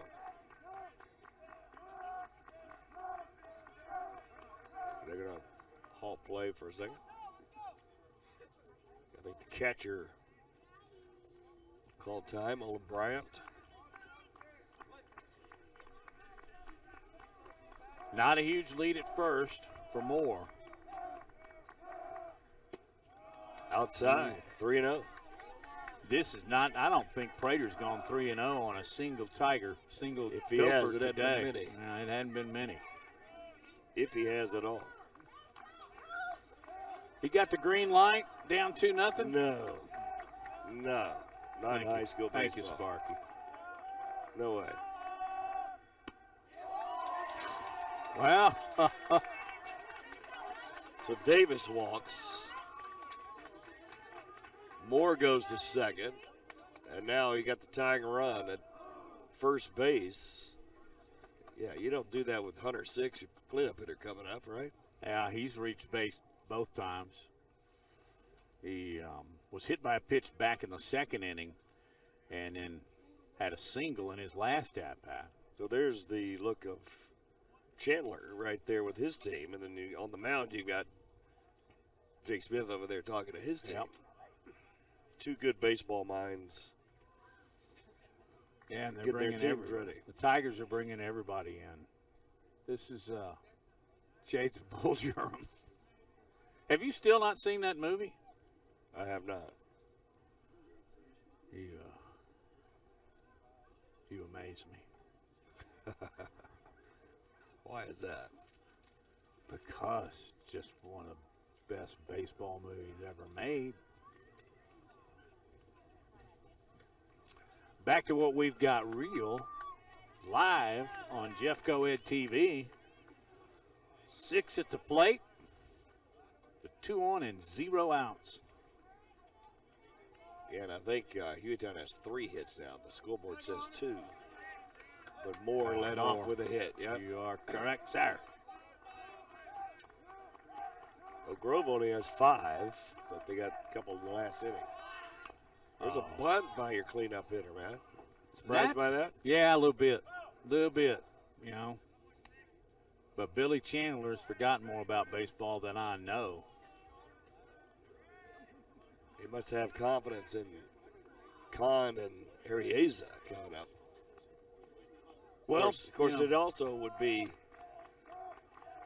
technically a sacrifice, but he probably thought he was going to catch him by surprise, too. wouldn't you think? he caught me by surprise, that's for sure. But that's your cleanup batter. Bunting. He squared again. He feigned it.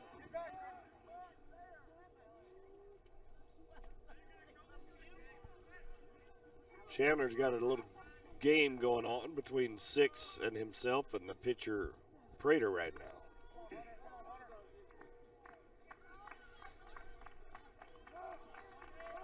1-1. He may try again. He squared again, but he took it down the middle. Yeah, that's a tough thing about bunting. You know, if you foul one off, and you pull the bat back on the other, and now suddenly you're looking at a one-pitch at-bat.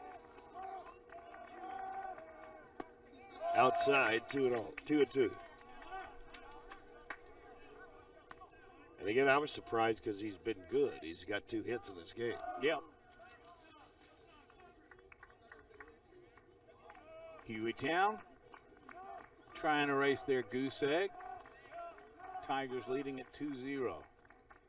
Good ball game.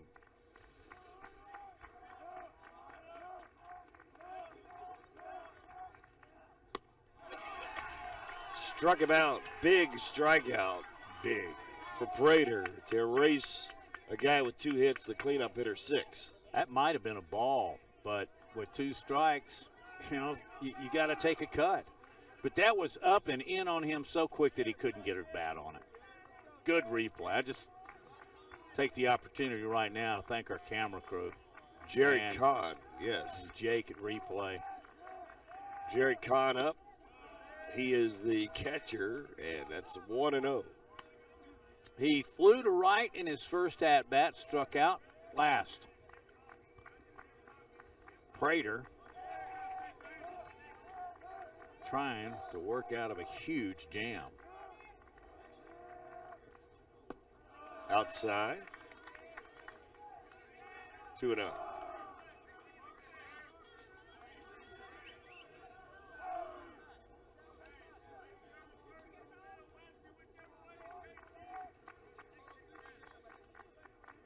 Good look from the center field camera.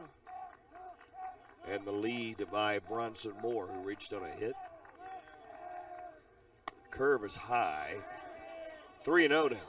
Yeah, we commented on Prater earlier going 3-0. I think he's gone 3-0 twice, both in this inning.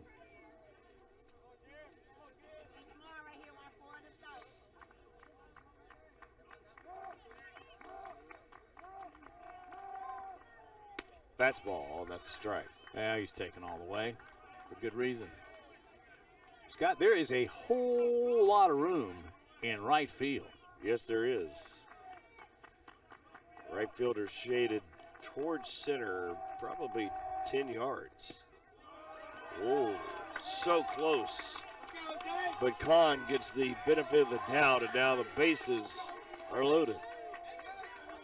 I thought it was a ball, but like you said, it was awful close. So 2 walks now. 2 walks and a base hit loaded for Hueytown.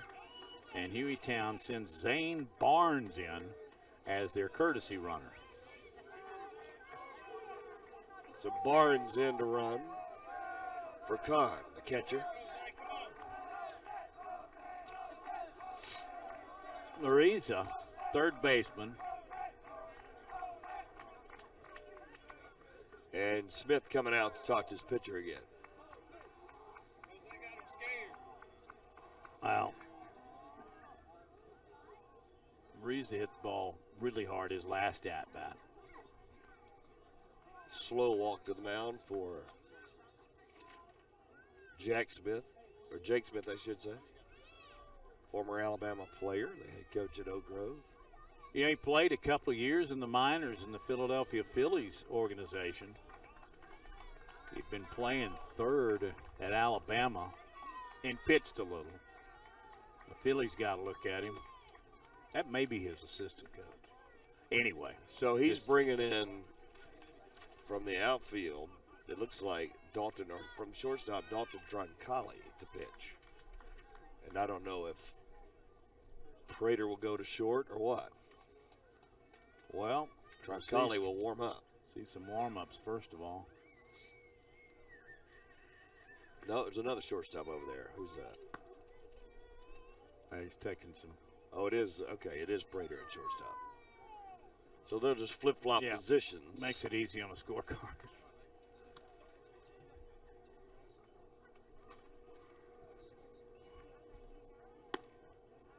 So Troncalli.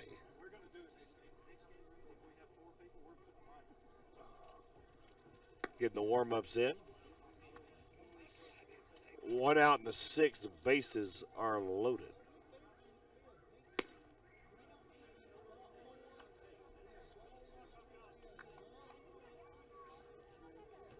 Let's take a look at coming up Monday, a softball Where are we headed, game Scott? coming up. Fultondale, Fultondale. the Wildcats hosting the Minor Tigers. That'll be 5:30 Monday right here on Jeffco Ed TV. I hadn't looked ahead of the weather, have you? I have not. It could be like this and I'd be just fine. You'd think Rocket would have a weather forecast on his graphics. Rocket's our producer, in case you're just joining us. I guess he can't do it all. I heard he could do it all, but perhaps not. All right, back to action here. Bases loaded, 1 out. Hueytown with a chance to tie this one up. Take the lead. Jose Arieza coming up. He's got a hit, Matt, in the fourth, I should say. So he's seeing the ball well. And 1 out, and bases are loaded for him. Base hit probably ties the game. Off the fists. Double play possibility, but you will get him at first. Put him off the bag, so Moore will score. Did he have him? I thought he did. Let's Hard for us see. to tell. Got him off the Almost fists. Was a good throw get him? Maybe. That would have been really close. And of course, that negate any chances of a run scoring. But a high throw by the second baseman. That wasn't by the shortstop. So, coming in pinch run again for Hueytown, number 4. This will be Alex Diaz. Arieza goes out. So Alex Diaz in. How about Troncalli's job coming in for Prater? Almost got him out on a double play. But lead's cut in half. It's 2-1.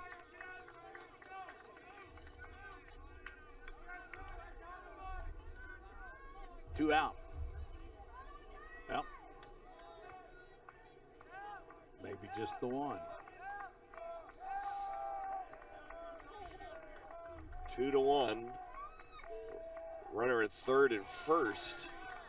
And I don't know if you play around or what. Troncalli on as the new pitcher.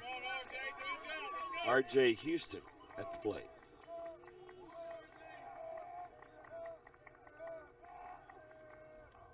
Curve, nice block there by Bryant. There are 2 outs because Vaughn flew to center in his first at-bat.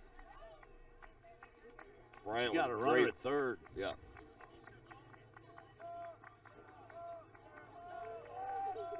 One and one.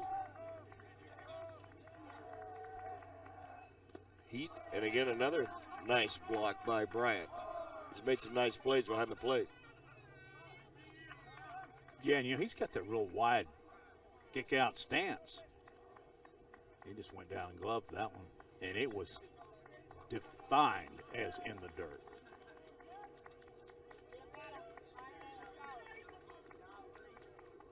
And Troncalli's been over there at shortstop.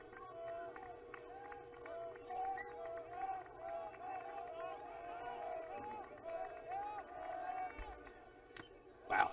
Tipped into the glove for the second strike. Good cut by Houston.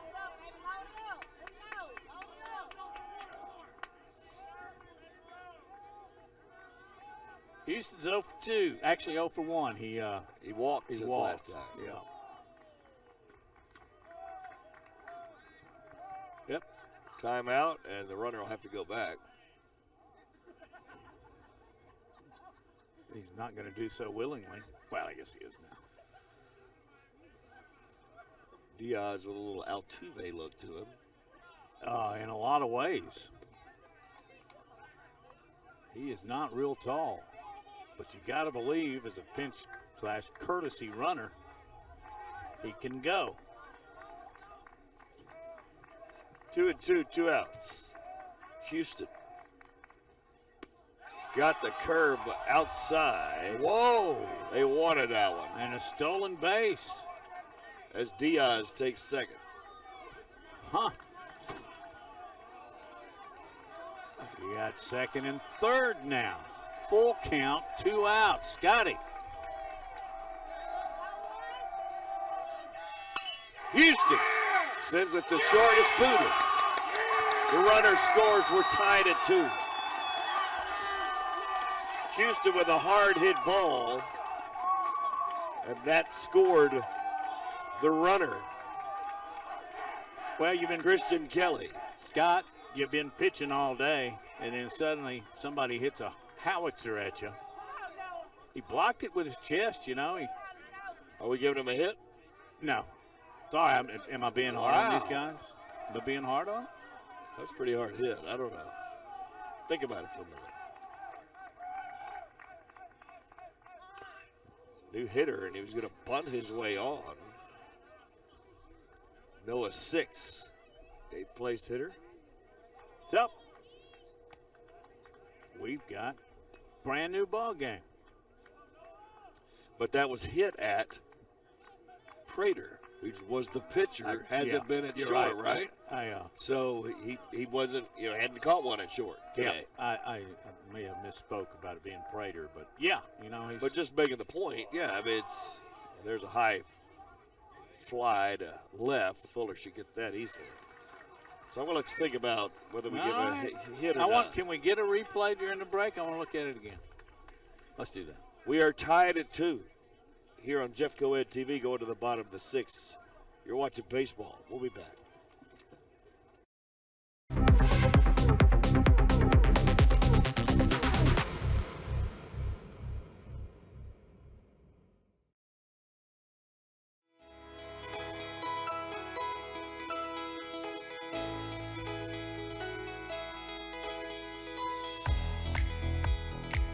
Are you ready for a fun-filled journey through some of your favorite stories? Join us with Jeff Coed's Storybook Adventures. Dive into the magic of reading with us. Perfect for pre-K through 3rd grade adventures. These stories are read by members of your very own Jeff Coed family. You can tune in right here on Jeff Coed TV or our social media.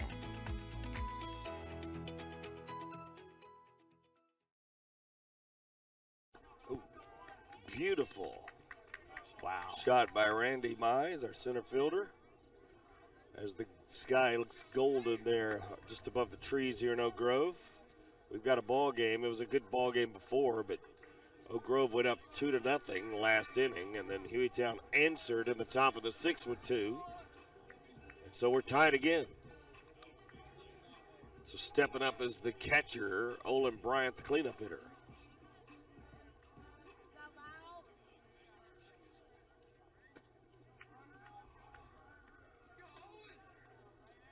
Who made some really good defensive plays last inning. Still on the hills, McCrary, Matt. He seems to be in control, so I don't see a problem with that.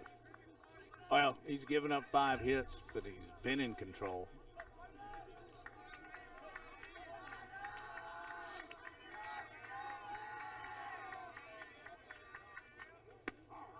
And he had a lengthy rest in between that last half inning. And he starts him with a strike. I'll tell you what, he had every bit of the gas he threw in the first inning on that pitch. Another one, 0-2. Coming after Olin Bryant.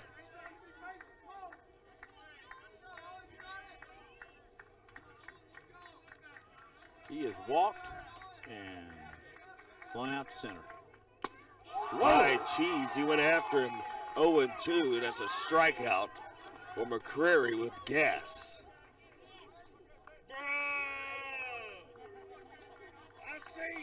That is just his 4th strikeout. But, man, he set Bryant down in a hurry. Polistrini steps in now. He is struck out and walked. Curve now, and that's Whoa. a strike. He's feeling it. 0-1 to Polistrini. Yep. 2 runs that give your pitcher a breath of life. Barely Inside. missed on that, right? Yeah. All right, you guys have given me enough grief. I'll score it a hit, but just for y'all. We guilt-tripped Matt Yeah, you into did. a Oh, now. And Boy, such Polistrini. control. Polistrini gets hit in the back. So runner reaches after looking so good there. Yeah, that surprised me a little bit. So Weston Heights will step in. He was rolling there for the first 6 or 7 pitches. Heitch, 1 for 2.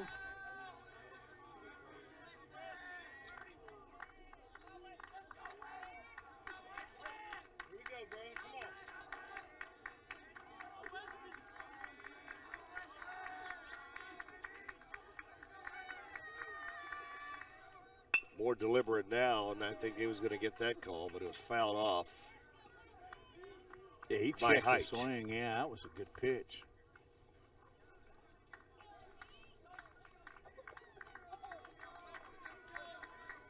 Not a complaint, merely an observation. Sun's down, breeze has picked up.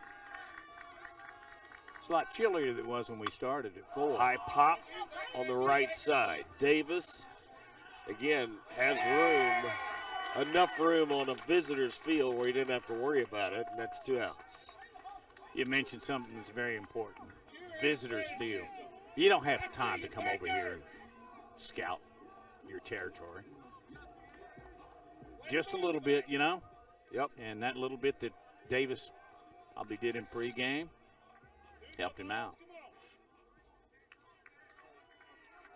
Carter Brockman steps in. 2 outs, runner at first is Polistrini. 2-2 game. Curve, and he has Brockman off kilter a little bit on the foul. 0-1. It looked to me like he was looking for that curveball and just couldn't get very much of it.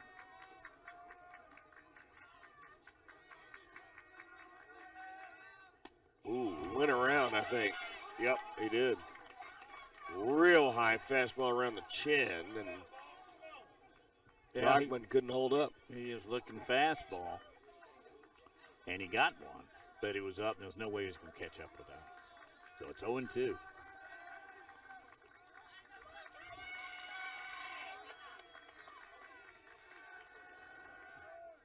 Curveball. Good play in the hole. One bounce, and got him in first. Huge. What a good play by Vaughn as he threw a one-hopper over to first. Take a look. And Davis, now that's a great backhand. He throws into the dirt. That's okay. First baseman doesn't mind that because it comes up. I think he got Whoa. him. Good call. And a great stretch by Davis. Yeah, you want to ask him if he thinks it's out? Wow. Well, Scott, shall we go to the 7th, all tied? Let's go to the 7th. We'll take a break. You're watching Jeff Coed TV.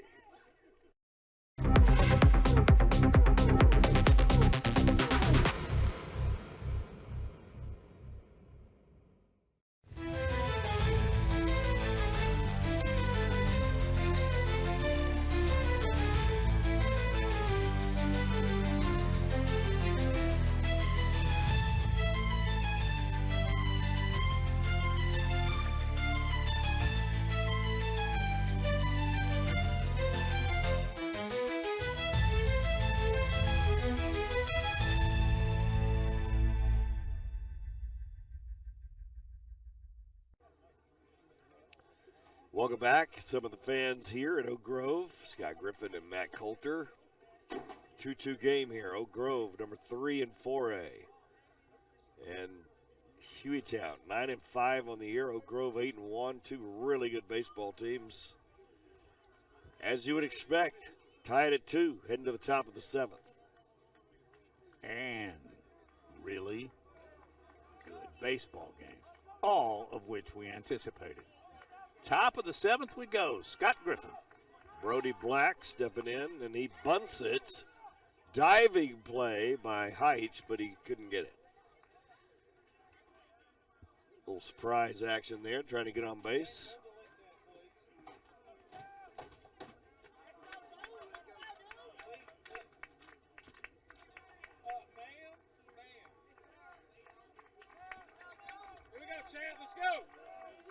Black stepping in, down 0-1. A little pop fly out to right field. That's an easy catch. Out there for Hicks. Yeah. 1 out. Wasn't hit too deep, but it did have a little break on it. Hicks gloved it without any problem. 1 out.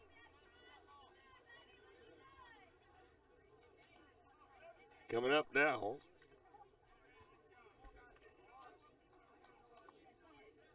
And back to the top of the order.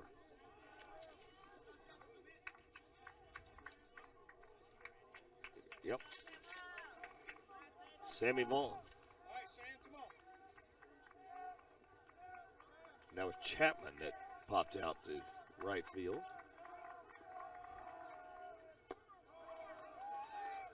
I should have said. Not Brody Black. Chapman for Hueytown.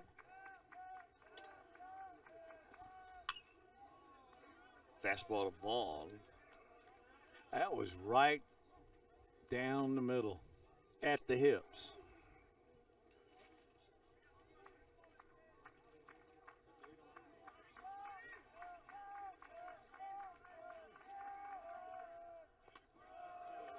Off speed.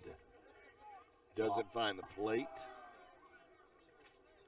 Vaughn has lined out, flied out, struck out. He's 0 for 3.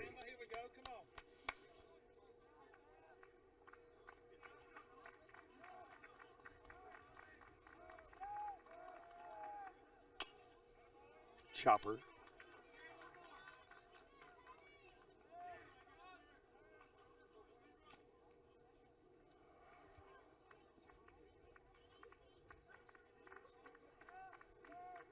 Watch the way Bryant sets up behind the plate, catcher for the Tigers. Sticks that left leg way out. That's the new way catchers do it these days. Lay down and get low, especially with runners not on. Oh, yeah, I don't think you do it with runners on. It's too hard to Some pop pros up do, throw. though. Yeah. Blows my mind a little bit. First guy I ever remember doing that was Manny Sanguillen. You remember him? Yep. Catcher for the Pittsburgh Pirates. Time at the plate,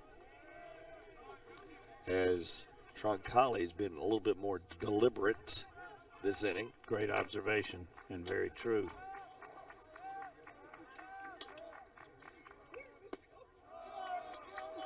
And plate's moving on him, 3-2.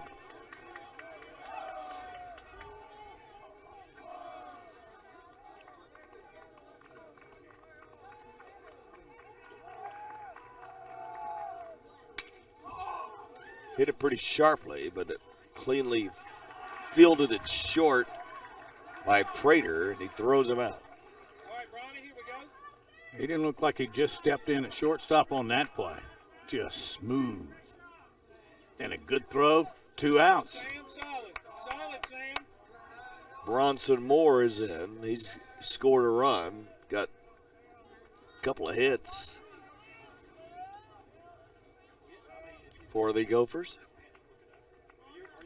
2 outs. Troncalli in control right now, top of the 7th. This guy has absolutely scalded it his last 2 at-bats. And that's a strike. Yep. Slow curve.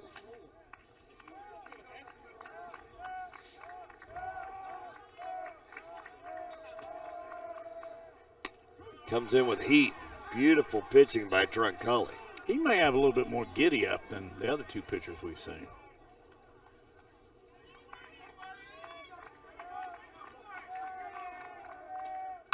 High fastball. He had to chase. That's popped up. And the right fielder gets it. Hicks so easy. 1, 2, 3 inning. And Oak Grove comes in the bottom of the 7th with a chance to win it. We'll take a break. You're watching Jeffco Ed TV.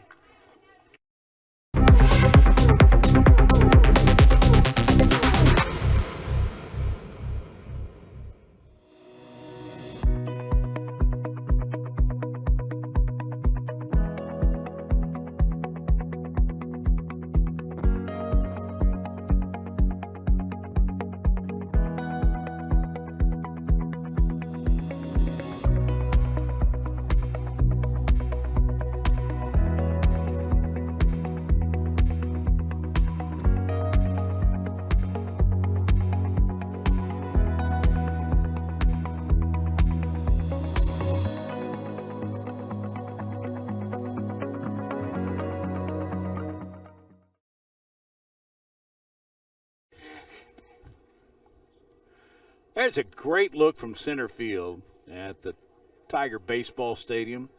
We are in Oak Grove, Alabama on Jeffco Ed TV. Matt Coulter along with Scott Griffin. And we are all tied going into the bottom of the 7th inning. this is the kind of game we expected. Very competitive, good defense, good offense, great pitching. And now Oak Grove has a chance. You know, run scored, run wins. Yep. They got the bottom of their order up. And Brody Black is leading it off. Got a couple of fly outs to the ground now, but he's got speed. He might bunt him here. I don't know. We'll see.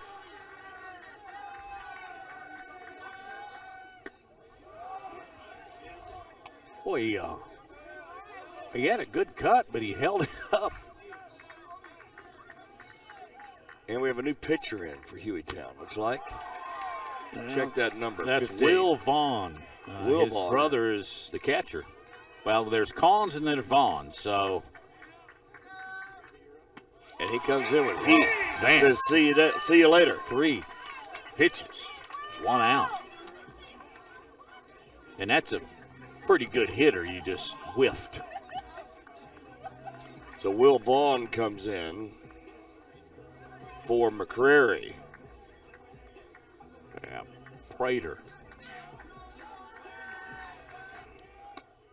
Prater, who pitched great for 5 innings or so. Troncalli came in, gave up 2 runs, but then he pitched pretty well at the top of that 7th. Right? Yep. Boy, he's guy's just got coming gas, with, doesn't he, coming Scott? in, yeah, with heat, easy. Not fooling around. Look, he's ready to throw again. Look at him. Vaughn gets the, the glove to his face, gets the positioning of the hands. He's ready to throw, and more heat. I don't think this guy's messing around with anybody, and that's got to be 90 plus, don't you think? It's difficult to tell Yeah. from here, but sometimes you can gauge it by the hitter, like that. Probably 90, as he Is got that- him again. That's 4 pitches, 2 strikeouts. I think it's something like that. So heat by Vaughn. To your point, the catcher and pitcher have done this a long time. And look at Vaughn, he's ready. He's ready right now. The hitter's not even in the box. He's ready to throw. High fastball to Hicks. I don't think there's much of a signal, though, if you're throwing like this. He did throw a breaking ball Yeah, in. he did, and a good one. He You're got sitting it. there on fastball, and you see that. You just That was a hard breaking ball. Hicks had a huge double. Wow. High heat again. They are not catching up with Vaughn.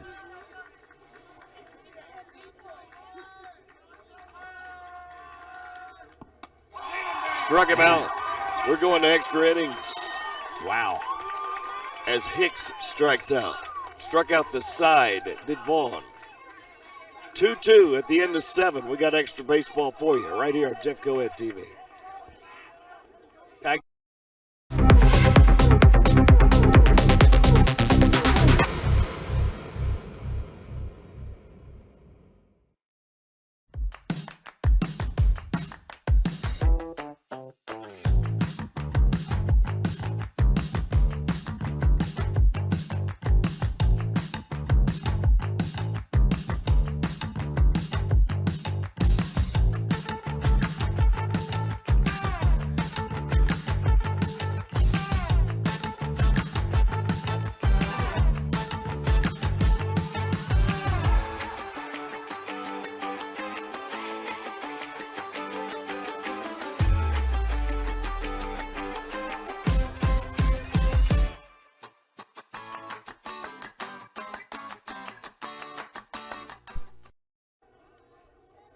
What a great shot of the ball field here in Oak Grove, Alabama.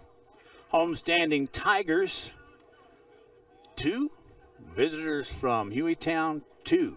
And we have got extra baseball as we go to the top of the 8th inning. Matt Coulter, Scott Griffin, our great Jeff Coed TV crew is here and going to work a little overtime. Hitting third for Hueytown is Baker Davis.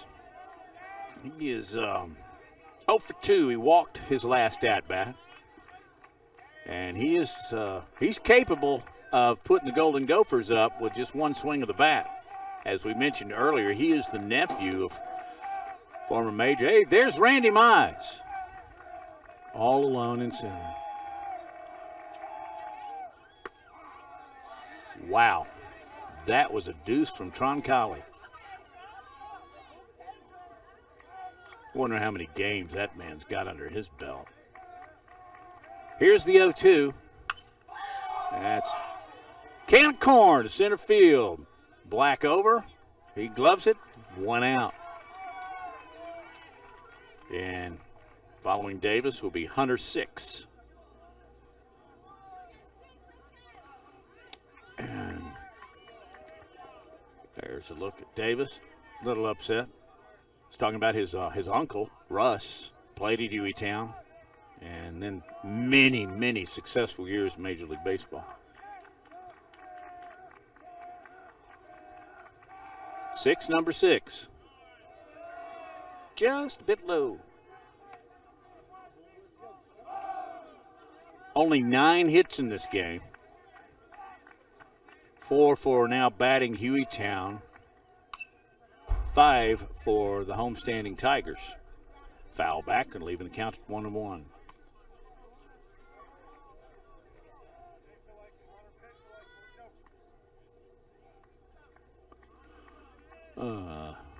An extra ball for the home plate umpire. And Troncalli.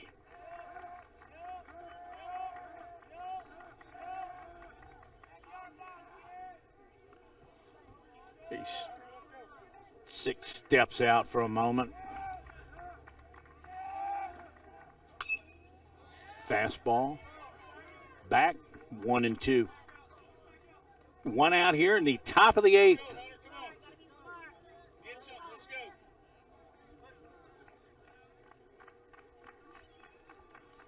Troncalli to the belt. Curveball lifted into left center field. Black had him shaded that way. 2 cans of corn.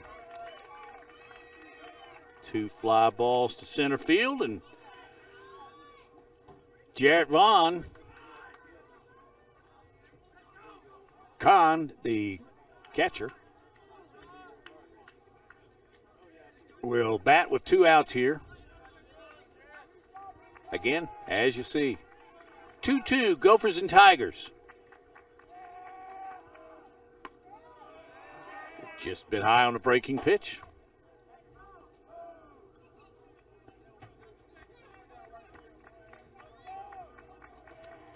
Troncalli, that one's in the dirt.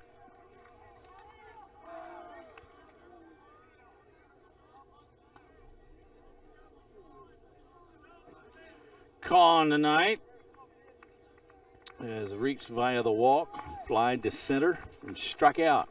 He's looking at a 2-0 delivery from Troncalli. That one's up, 3-0.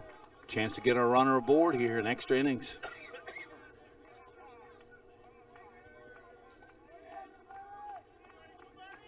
No green light here, I would imagine. What?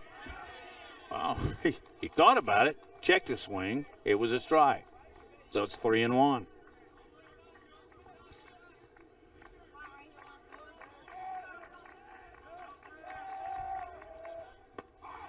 That's right. Down the middle. It's 3-1. You know, you want to make sure you get the best pitch possible, especially in a tie ball game.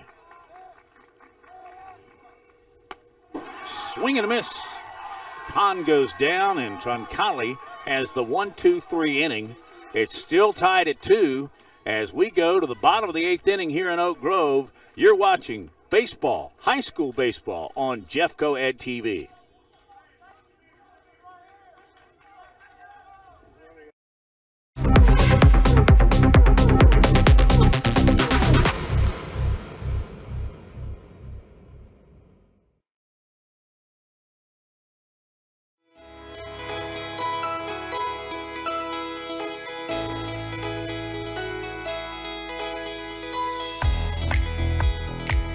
Are you ready for a fun-filled journey through some of your favorite stories? Join us with Jeff Coed's Storybook Adventures. Dive into the magic of reading with us. Perfect for pre-K through 3rd grade adventures. These stories are read by members of your very own Jeff Coed family. You can tune in right here on Jeff Coed TV or our social media.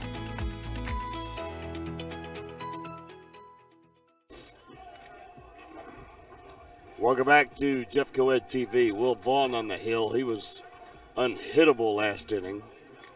On for his 2nd inning of work with Hueytown. Hueytown's pitching has been fantastic. Not that Oak Grove's hasn't, but we're tied at 2. Both pitching staffs have been terrific. Yeah, but the guys in relief have just been throwing BBs. It's going to be hard to get Matt to show up for any more Hueytown baseball games. Last year, he sat in for me, won a game, and it went 17 innings, which was the longest Alabama high school baseball game in history. Other than that, it wasn't a big deal. And You ever heard? It was 1-0, wasn't You it? ever heard the other end of the story? I had driven 8 straight hours all night.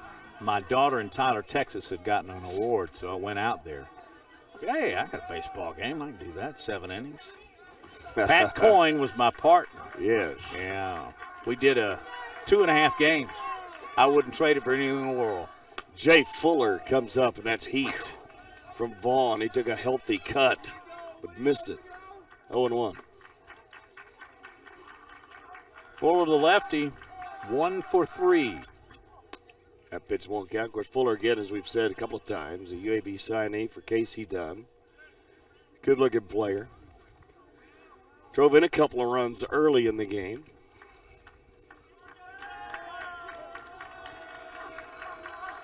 Yeah, he had that big single. That's on the outside corner. Vaughn 0-2. I mean, again, look at him. He's ready to go. He's thrown 1 curve, Matt, out of all of his pitches so far. There haven't been many, but Not that they have one at the high school level, but this guy certainly doesn't need a pitch clock. no, he doesn't. Curve, Fuller was waiting on it, golfed it. Wow, he went down in the strike zone. Yeah, most guys would not have gotten the bat on the ball, and he Not only did he get the bat on the ball, he pulled it. and he hit it pretty good. Yep. 1-2 on Fuller. Wow. Did it again. He's not going to get that pitch again, or at least in that location. He blistered that ball. I might go upstairs with him with some heat. Vaughn, we'll see what he does. Raise it up a little bit to the letters. Yeah, he likes his fastball, but this might be a good opportunity to throw something a little bit off speed. He did, and Fuller just reached out, punched it, bobbled, and that's going to be enough to get him on base. Well, there's McCrary, who started the game on the mound. And are you going to let me give that one an error? Yes, that's an error. Okay. That's actually Vaughn at shortstop. Vaughn at short. Yes. And, my bad. I'm getting my team yeah, beats up. yeah, that's Latter fine. innings, man. Latter innings. But as soon as he had any chance of a bobble, Fuller was on, right? Yeah, I mean, if he's got great speed, plus he bats from the left side. so you're not going to get Fuller a hit. Is that what you're saying? Yeah.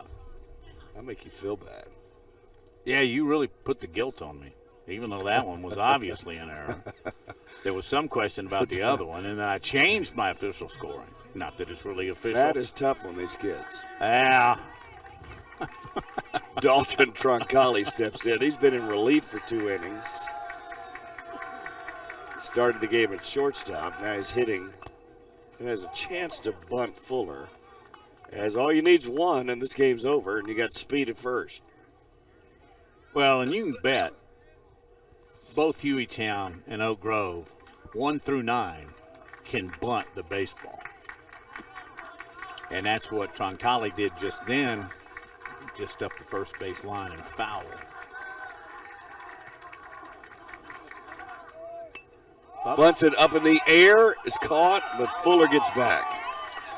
So the Vaughn boys, a little off-speed action, kind of threw the timing off, and then Jared Vaughn went and got it. The catcher right there. Nice play. And smart not to throw it first. He didn't really have a play. Nah, he didn't have a play. So now Olin Bryant comes up, man. He's got some pop. Yeah, he's 0 for 2. He walked, struck out, and flew to center. Runner goes. They've thrown Fuller out once, but that time they didn't.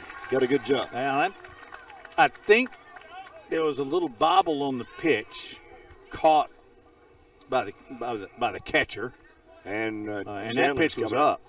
Chandler came out to say something. I don't know what he was wanting there, but good batter interference. I don't know. That's usually what you would question there. Good Fuller on camera second. work. Yeah. Well, big at bat here. Yeah, Bryant get into with the base hit. Fuller scoring.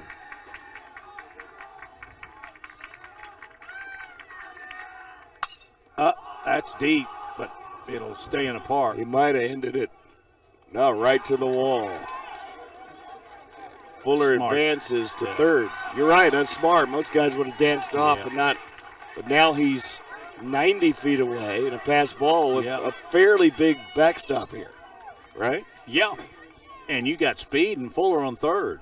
And you're right, that is a heads-up play. But one that's easier made in this situation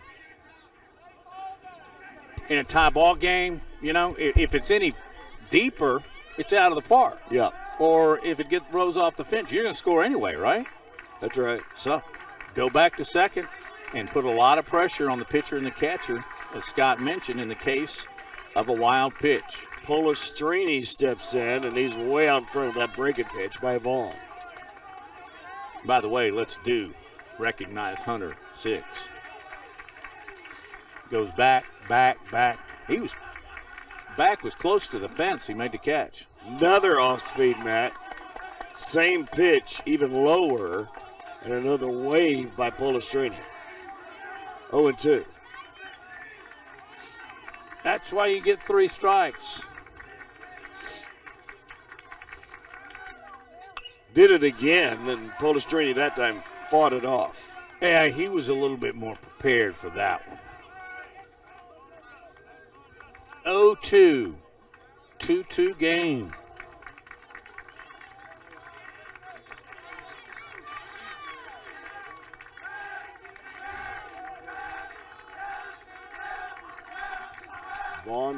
Vaughn delivers. Yeah. Did it again. 4 straight. I'm waiting on him to throw some high cheese here or something. Polistrini's doing a good job after falling behind 0-2, and he still is 0-2. But the last couple of pitches, he's just had to spoil. Yeah, and that's exactly what he's done. And I'll bet he's looking heat here, don't you think, Scott? Well, if I'm Vaughn, I'm throwing it. He's seen 4 straight breaking balls. He goes heat, and that does it. Want to play another? Polistrini strikes out. We're going to 9th inning. High heat there. And Hueytown coming to the plate. You're watching Jeffco Ed TV. We'll be back.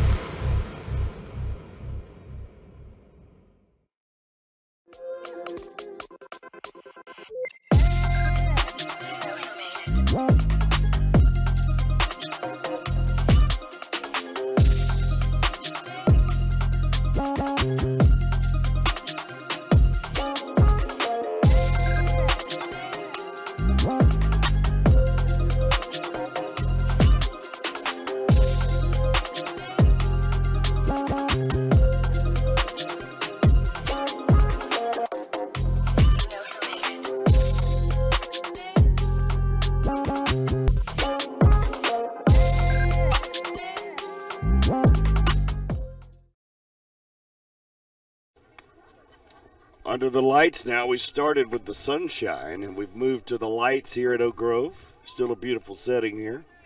And this field cut out of the trees and Western Jefferson County. Oak Grove and Hueytown, a couple of good baseball teams. Yeah. Showing you why, tied at 2, heading into the 9th. And I'm sure you're aware that we started right around 4. Some people not off work yet. We got a packed house. Oh, great crowd. Yeah, it's a great crowd.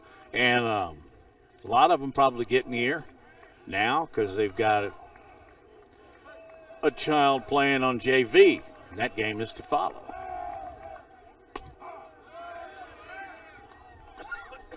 Yeah. Arieza takes a strike. That one looked a little high, but he got the call. Did Trongali. Bouncer to third. And they dropped it at first, so Arieza will reach on the error map. You called it. Error. Immediately. Yeah. Heights, watch. It ate him up. But you know what? He is fully aware that the hitter can fly. Arieza. So, this is exactly what you want if you're Billy Chandler and the Golden Gophers. R.J. Houston at the plate. Swinging away, and that's a strike.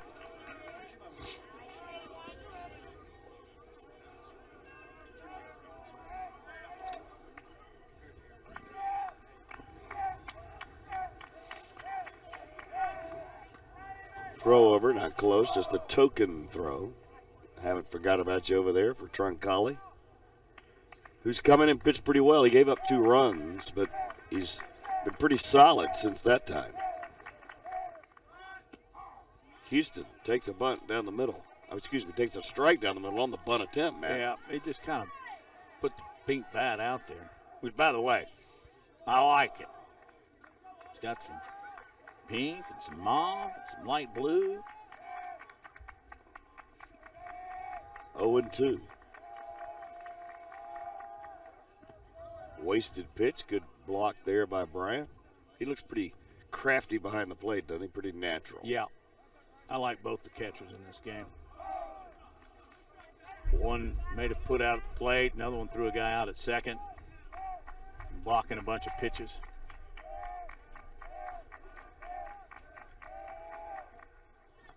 Threw a curve, and Houston pretty good discipline there to not swing at it. 2-2. Yep. You saw Olin Bryant with a nice block. Is he still kicking that leg out? Not on this, I don't think. No. He's waiting to throw. He did a little bit there. But Yeah, he did it as the ball was being pitched. 3-2 now on Houston, who has worked it to a full count. He is 0 for 2. Got to walk, pop out, and fly out. And a big 3-2 pitch.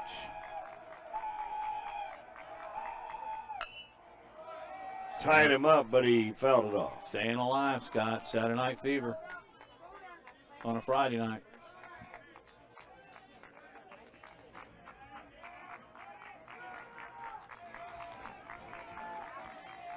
Nobody out. Arieza at first. Not a big lead either. Stayed alive again.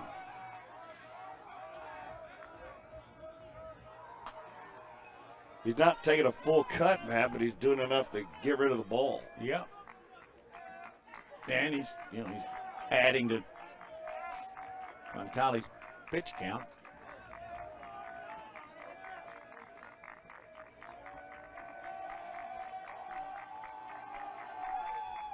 Went high and drew a walk. You got How about R.J. Houston with that great at bat? That's an outstanding at bat for Houston. That puts the runner, Arieza, at second base. scoring position with nobody out. I really want to see what Billy Chandler does here. The first thing he's going to do Let's talk is to have a Noah conversation. Six. Yeah, with 6. And he's actually going to bring Arriera in.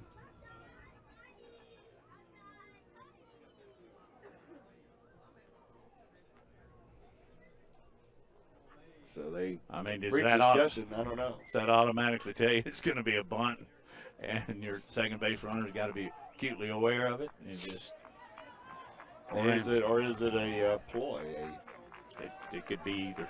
decoy? As they It say, could right? be. Now they might have just been idle chit chat. I would think he's bunting now, Yeah, me too. and he does. It hit him, I thought. Is he going to call it a? Yeah, it foul hit the ball? runner. It hit the runner. So is he out or what? Well, it just kind of spun around in the dirt right in Foul front ball. of the place, in front of the plate. So okay, I thought I think that's the call. Jake Smith wants to know if he's out because he was out of the box, but I don't know if he's out of the box or not. Do we have that on replay? Let's take a look and see. No, I don't think he's out of the box. That hit his left foot. Yep.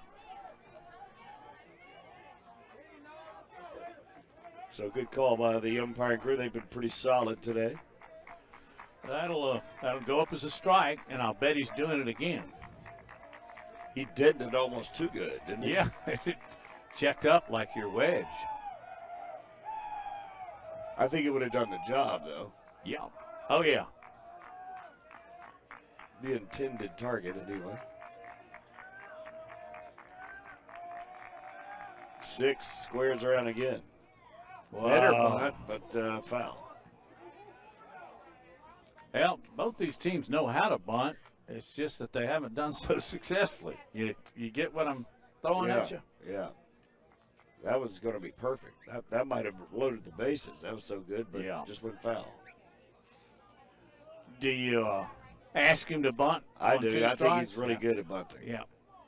Now they may waste the pitch. You got to be careful. But if I'm Troncalli, I'm throwing some high stuff here. Absolutely. Threw a curve. Oh. Yeah, He he's fought it off. trying to advance runners, Scott. That's all he's trying to do. 6, a center fielder. And now Chandler's checking out the baseball to see if it can stay in play. So they get a fresh one for Troncalli. Yeah. And umpire will put that in the ball back. I think Troncalli liked that other ball. And trust me, folks, there is a big difference between them. High heat. He laid off. That's what I thought he would throw on the 0-2. Throws it a 1-2, but 6 does not offer. Pesky little hitter up here. Well, just like R.J. Houston was in previous at-bat. Yeah, great at bat by Houston. 6 is working on one himself. Fouled it away again.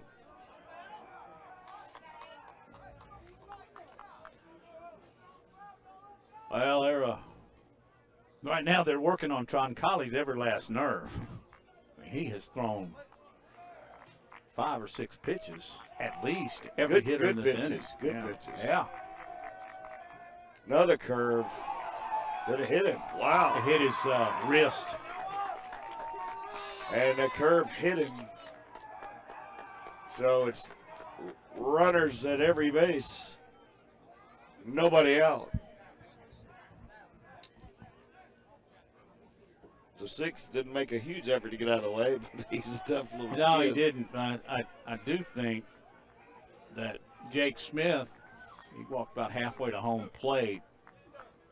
Yeah, he just might have made mention of that, you know?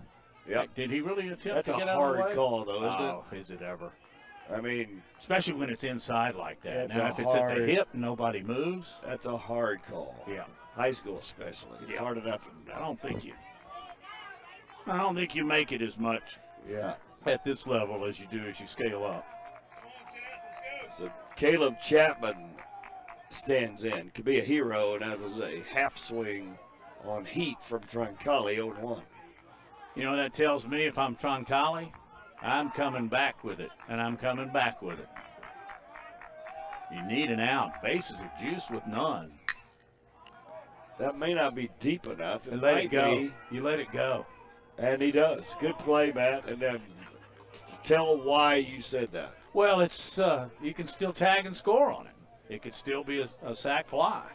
So if you catch it and you're running in that direction, the guy's going to score from third and allow the Golden Gophers to take the lead. Right, and a double play gets you out of the inning. Now, if it's foul and you've got good position on it and it's not too deep and you can square up and throw, you catch it.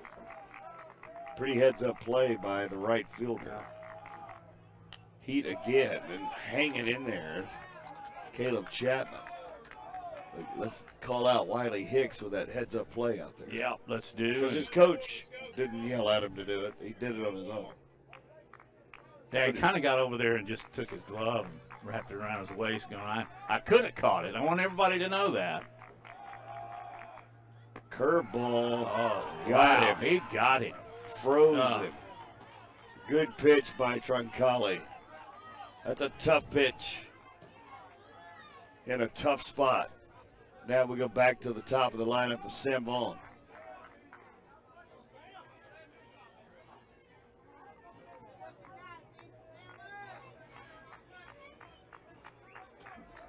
Infield is in, as you can see with this Prater and Mitchell.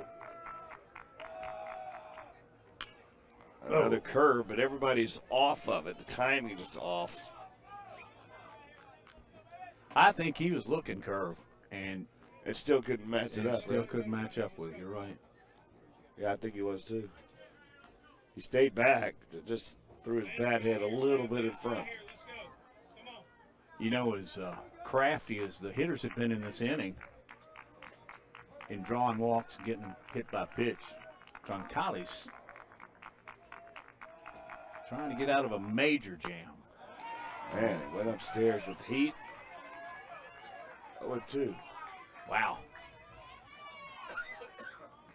I don't have a gun, but that was in excess of 90.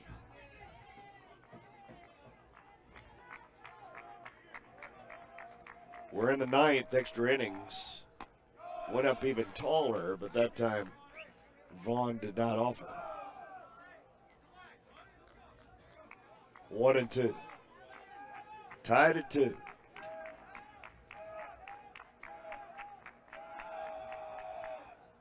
Wow. Swing and a miss, and Vaughn will take a seat. He's worn a collar today as the leadoff hitter. So now comes Bronson Moore, who's done more than that. He scored a run, got a hit. Oh, he's had two just lasers he hit to left field. He's feeling it today. We'll see if he can do something with his bases loaded. It was bases loaded, nobody out. Now it's 2 outs. Nobody's Again, moved. I think it's worth noting that the hitter right there is a freshman. And he went up high, and the pitcher will catch it, but that's okay because he's normally a shortstop, so you don't mind that. So Oak Grove gets out of the inning with a good pitching performance by Troncalli. We'll take a break. We'll go to the bottom of the ninth. You're watching Jeffco Ed TV.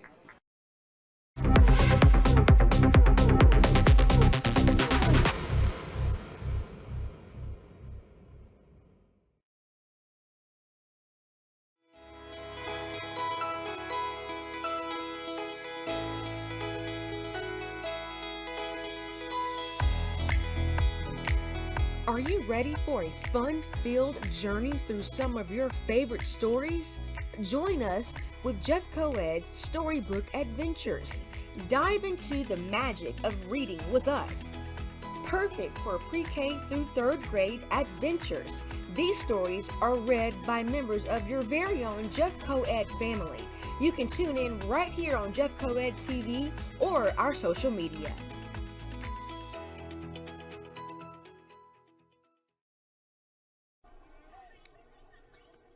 Welcome back, Jeffco Ed TV. Hueytown with the bases loaded, nobody out. Couldn't move anybody. Troncalli got out what is called a major league jam, even at we're high school, which means bases loaded, nobody out. And after Hueytown fought to get the bases loaded, Troncalli just bowed up got the next 3 hitters out. So here you are with Oak Grove as you go to the bottom of the 9th inning. Mr. One run, Weiss. one run will do it. Weston Heiss, I should say, excuse me. Third baseman. Good-looking hitter. Vaughn, and he gets a base hit. First pitch, slapped it to left. Now to get the crowd going here. That's his second hit. First hard hit off Vaughn, if I remember, right? Yeah. Vaughn's been really good. So now Carter Brockman is up. He's 0 for 3. I don't know if you bunt with this guy. I think you just hit away, right? Well, I don't know, man. yeah, We'll see. Doesn't look like he is.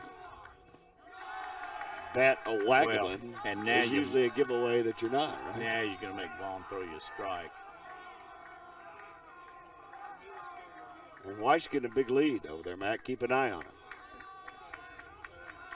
Or Heiss, I should say. Keep saying Weiss. Heiss. That one's up the side, low but foul. So not waiting, though, on a strike. He's up there hacking. Jake Smith giving his guys some freedom. Oak Grove, the number 3 team in 4A, 8-1. Hueytown 9-5. A couple of teams have played a lot of baseball so far. Pretty short lead you see there at first base.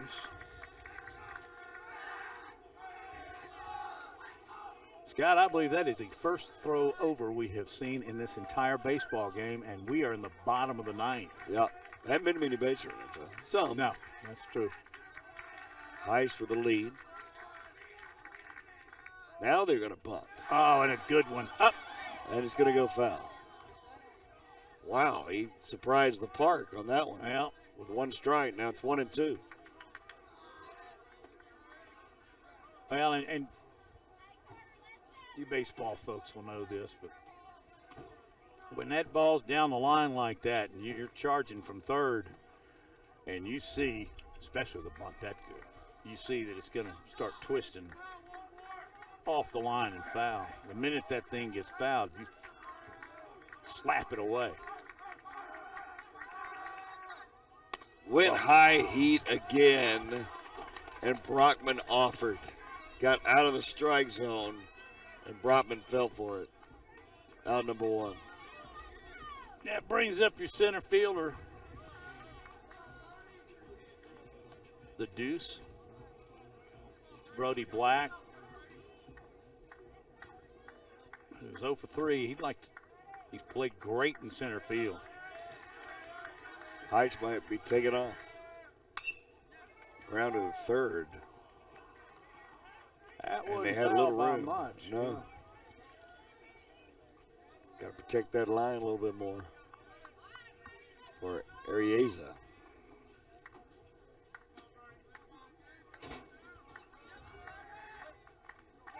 Whoa. Throw over. Heiss is back.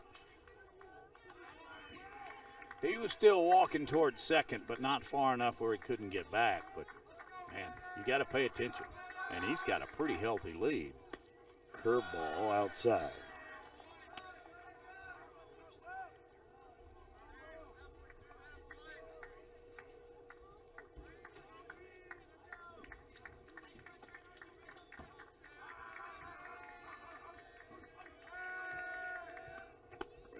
More gas up top from Vaughn. Yeah. Black was not catching up with that one, especially with it being so high up. That was in his eyes. Yeah. 1-2. Gets Whoa. away from his brother, and Heiss doesn't have to get bunted or steal it. He advances on the wild pitch. That's huge, Scott. You're scoring that wild pitch. Well, I didn't see it. It's a wild pitch. Or He got a fastball, glove on right? it, but it was clearly outside and in the dirt. So Yeah. I'm going with you. I was just giving you a hard time. I would need a replay to really look at it, but Yeah. 1 out now, and Heiss at second. So a couple opportunities should be to get him home. Oh, pulled the string. Black just dives at that breaking pitch. Great pitch by Vaughn. Yeah, look at it. Look at that. Dive down off the table. You're looking at that ball and the pitcher's release, and it's in the strike zone. Yeah. And then last 10 feet, it just dipped. And you can even be thinking curveball, and still going to be difficult to hit. Colton Prater's got a couple of hits in this game.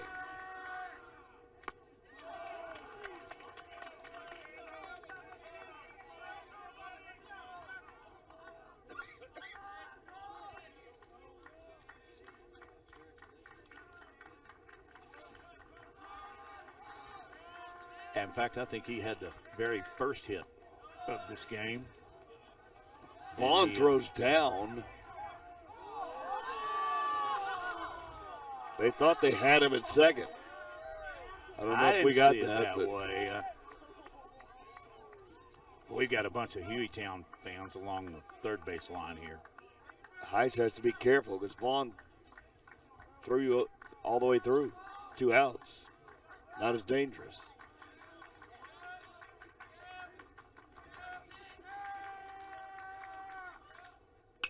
There's a hit to center. Is it going to get over his head? It does, and that'll do it. Game-winning double for Prater. Went over the head of Noah Six as he jumped on the fastball from Vaughn. Six is still on his knees. Now he's popped back up. Buddy, that was a hard play. And it makes it even more difficult, Scott, because I think he got a glove on it. Let's see. First of all, he just hammers this. Well, he hung a curve, right? Yeah, and there's a lot of room in center. It goes 310. Man, you're not going to Jim Edmonds that one. That's a legit double. Now, he's going to tell you he should have had it. But we wanted a great ball game, Scott, and we got it. And as usual, Hueytown will push me to extra innings. But that is a big win for Oak Grove, who will go to 9-1 as the number 3 team in 4A in the state of Alabama. Hueytown, this is a good one, Scott. Yeah. Hueytown 9-6 on the year. And they'll play a doubleheader tomorrow in Huntsville, so they get this bad taste out of their mouth pretty quickly as well. Both these teams doing a whale of a job today. I've loved doing this baseball game, and the thing about it is we've got more. Now, we've got softball coming up on Jeffco Ed TV this coming Monday. There you see it. Minor Purple Tigers taking on the Wildcats of Fultondale. And that game time is at 5:30 right here on Jeffco Ed TV as we continue to bring you some of the best softball and baseball of all the Jefferson County schools. Going back to last year, we did a couple, and I've done a few this year. Nothing will top the 17 anyone from Gardendale and Hueytown, but this would be a good second. As Oak Grove, the Tigers win it at home 3-2. Your line scores 2-4-1 for the visitors, the Golden Gophers of Hueytown, and then 3-7-3 for the winners of Oak Grove. All right. And there's your final 3-2 again, as Matt said. Great game. We'll see you Monday on softball. Thanks to all of our crew. You've been watching Jeffco Ed TV. So long, everybody.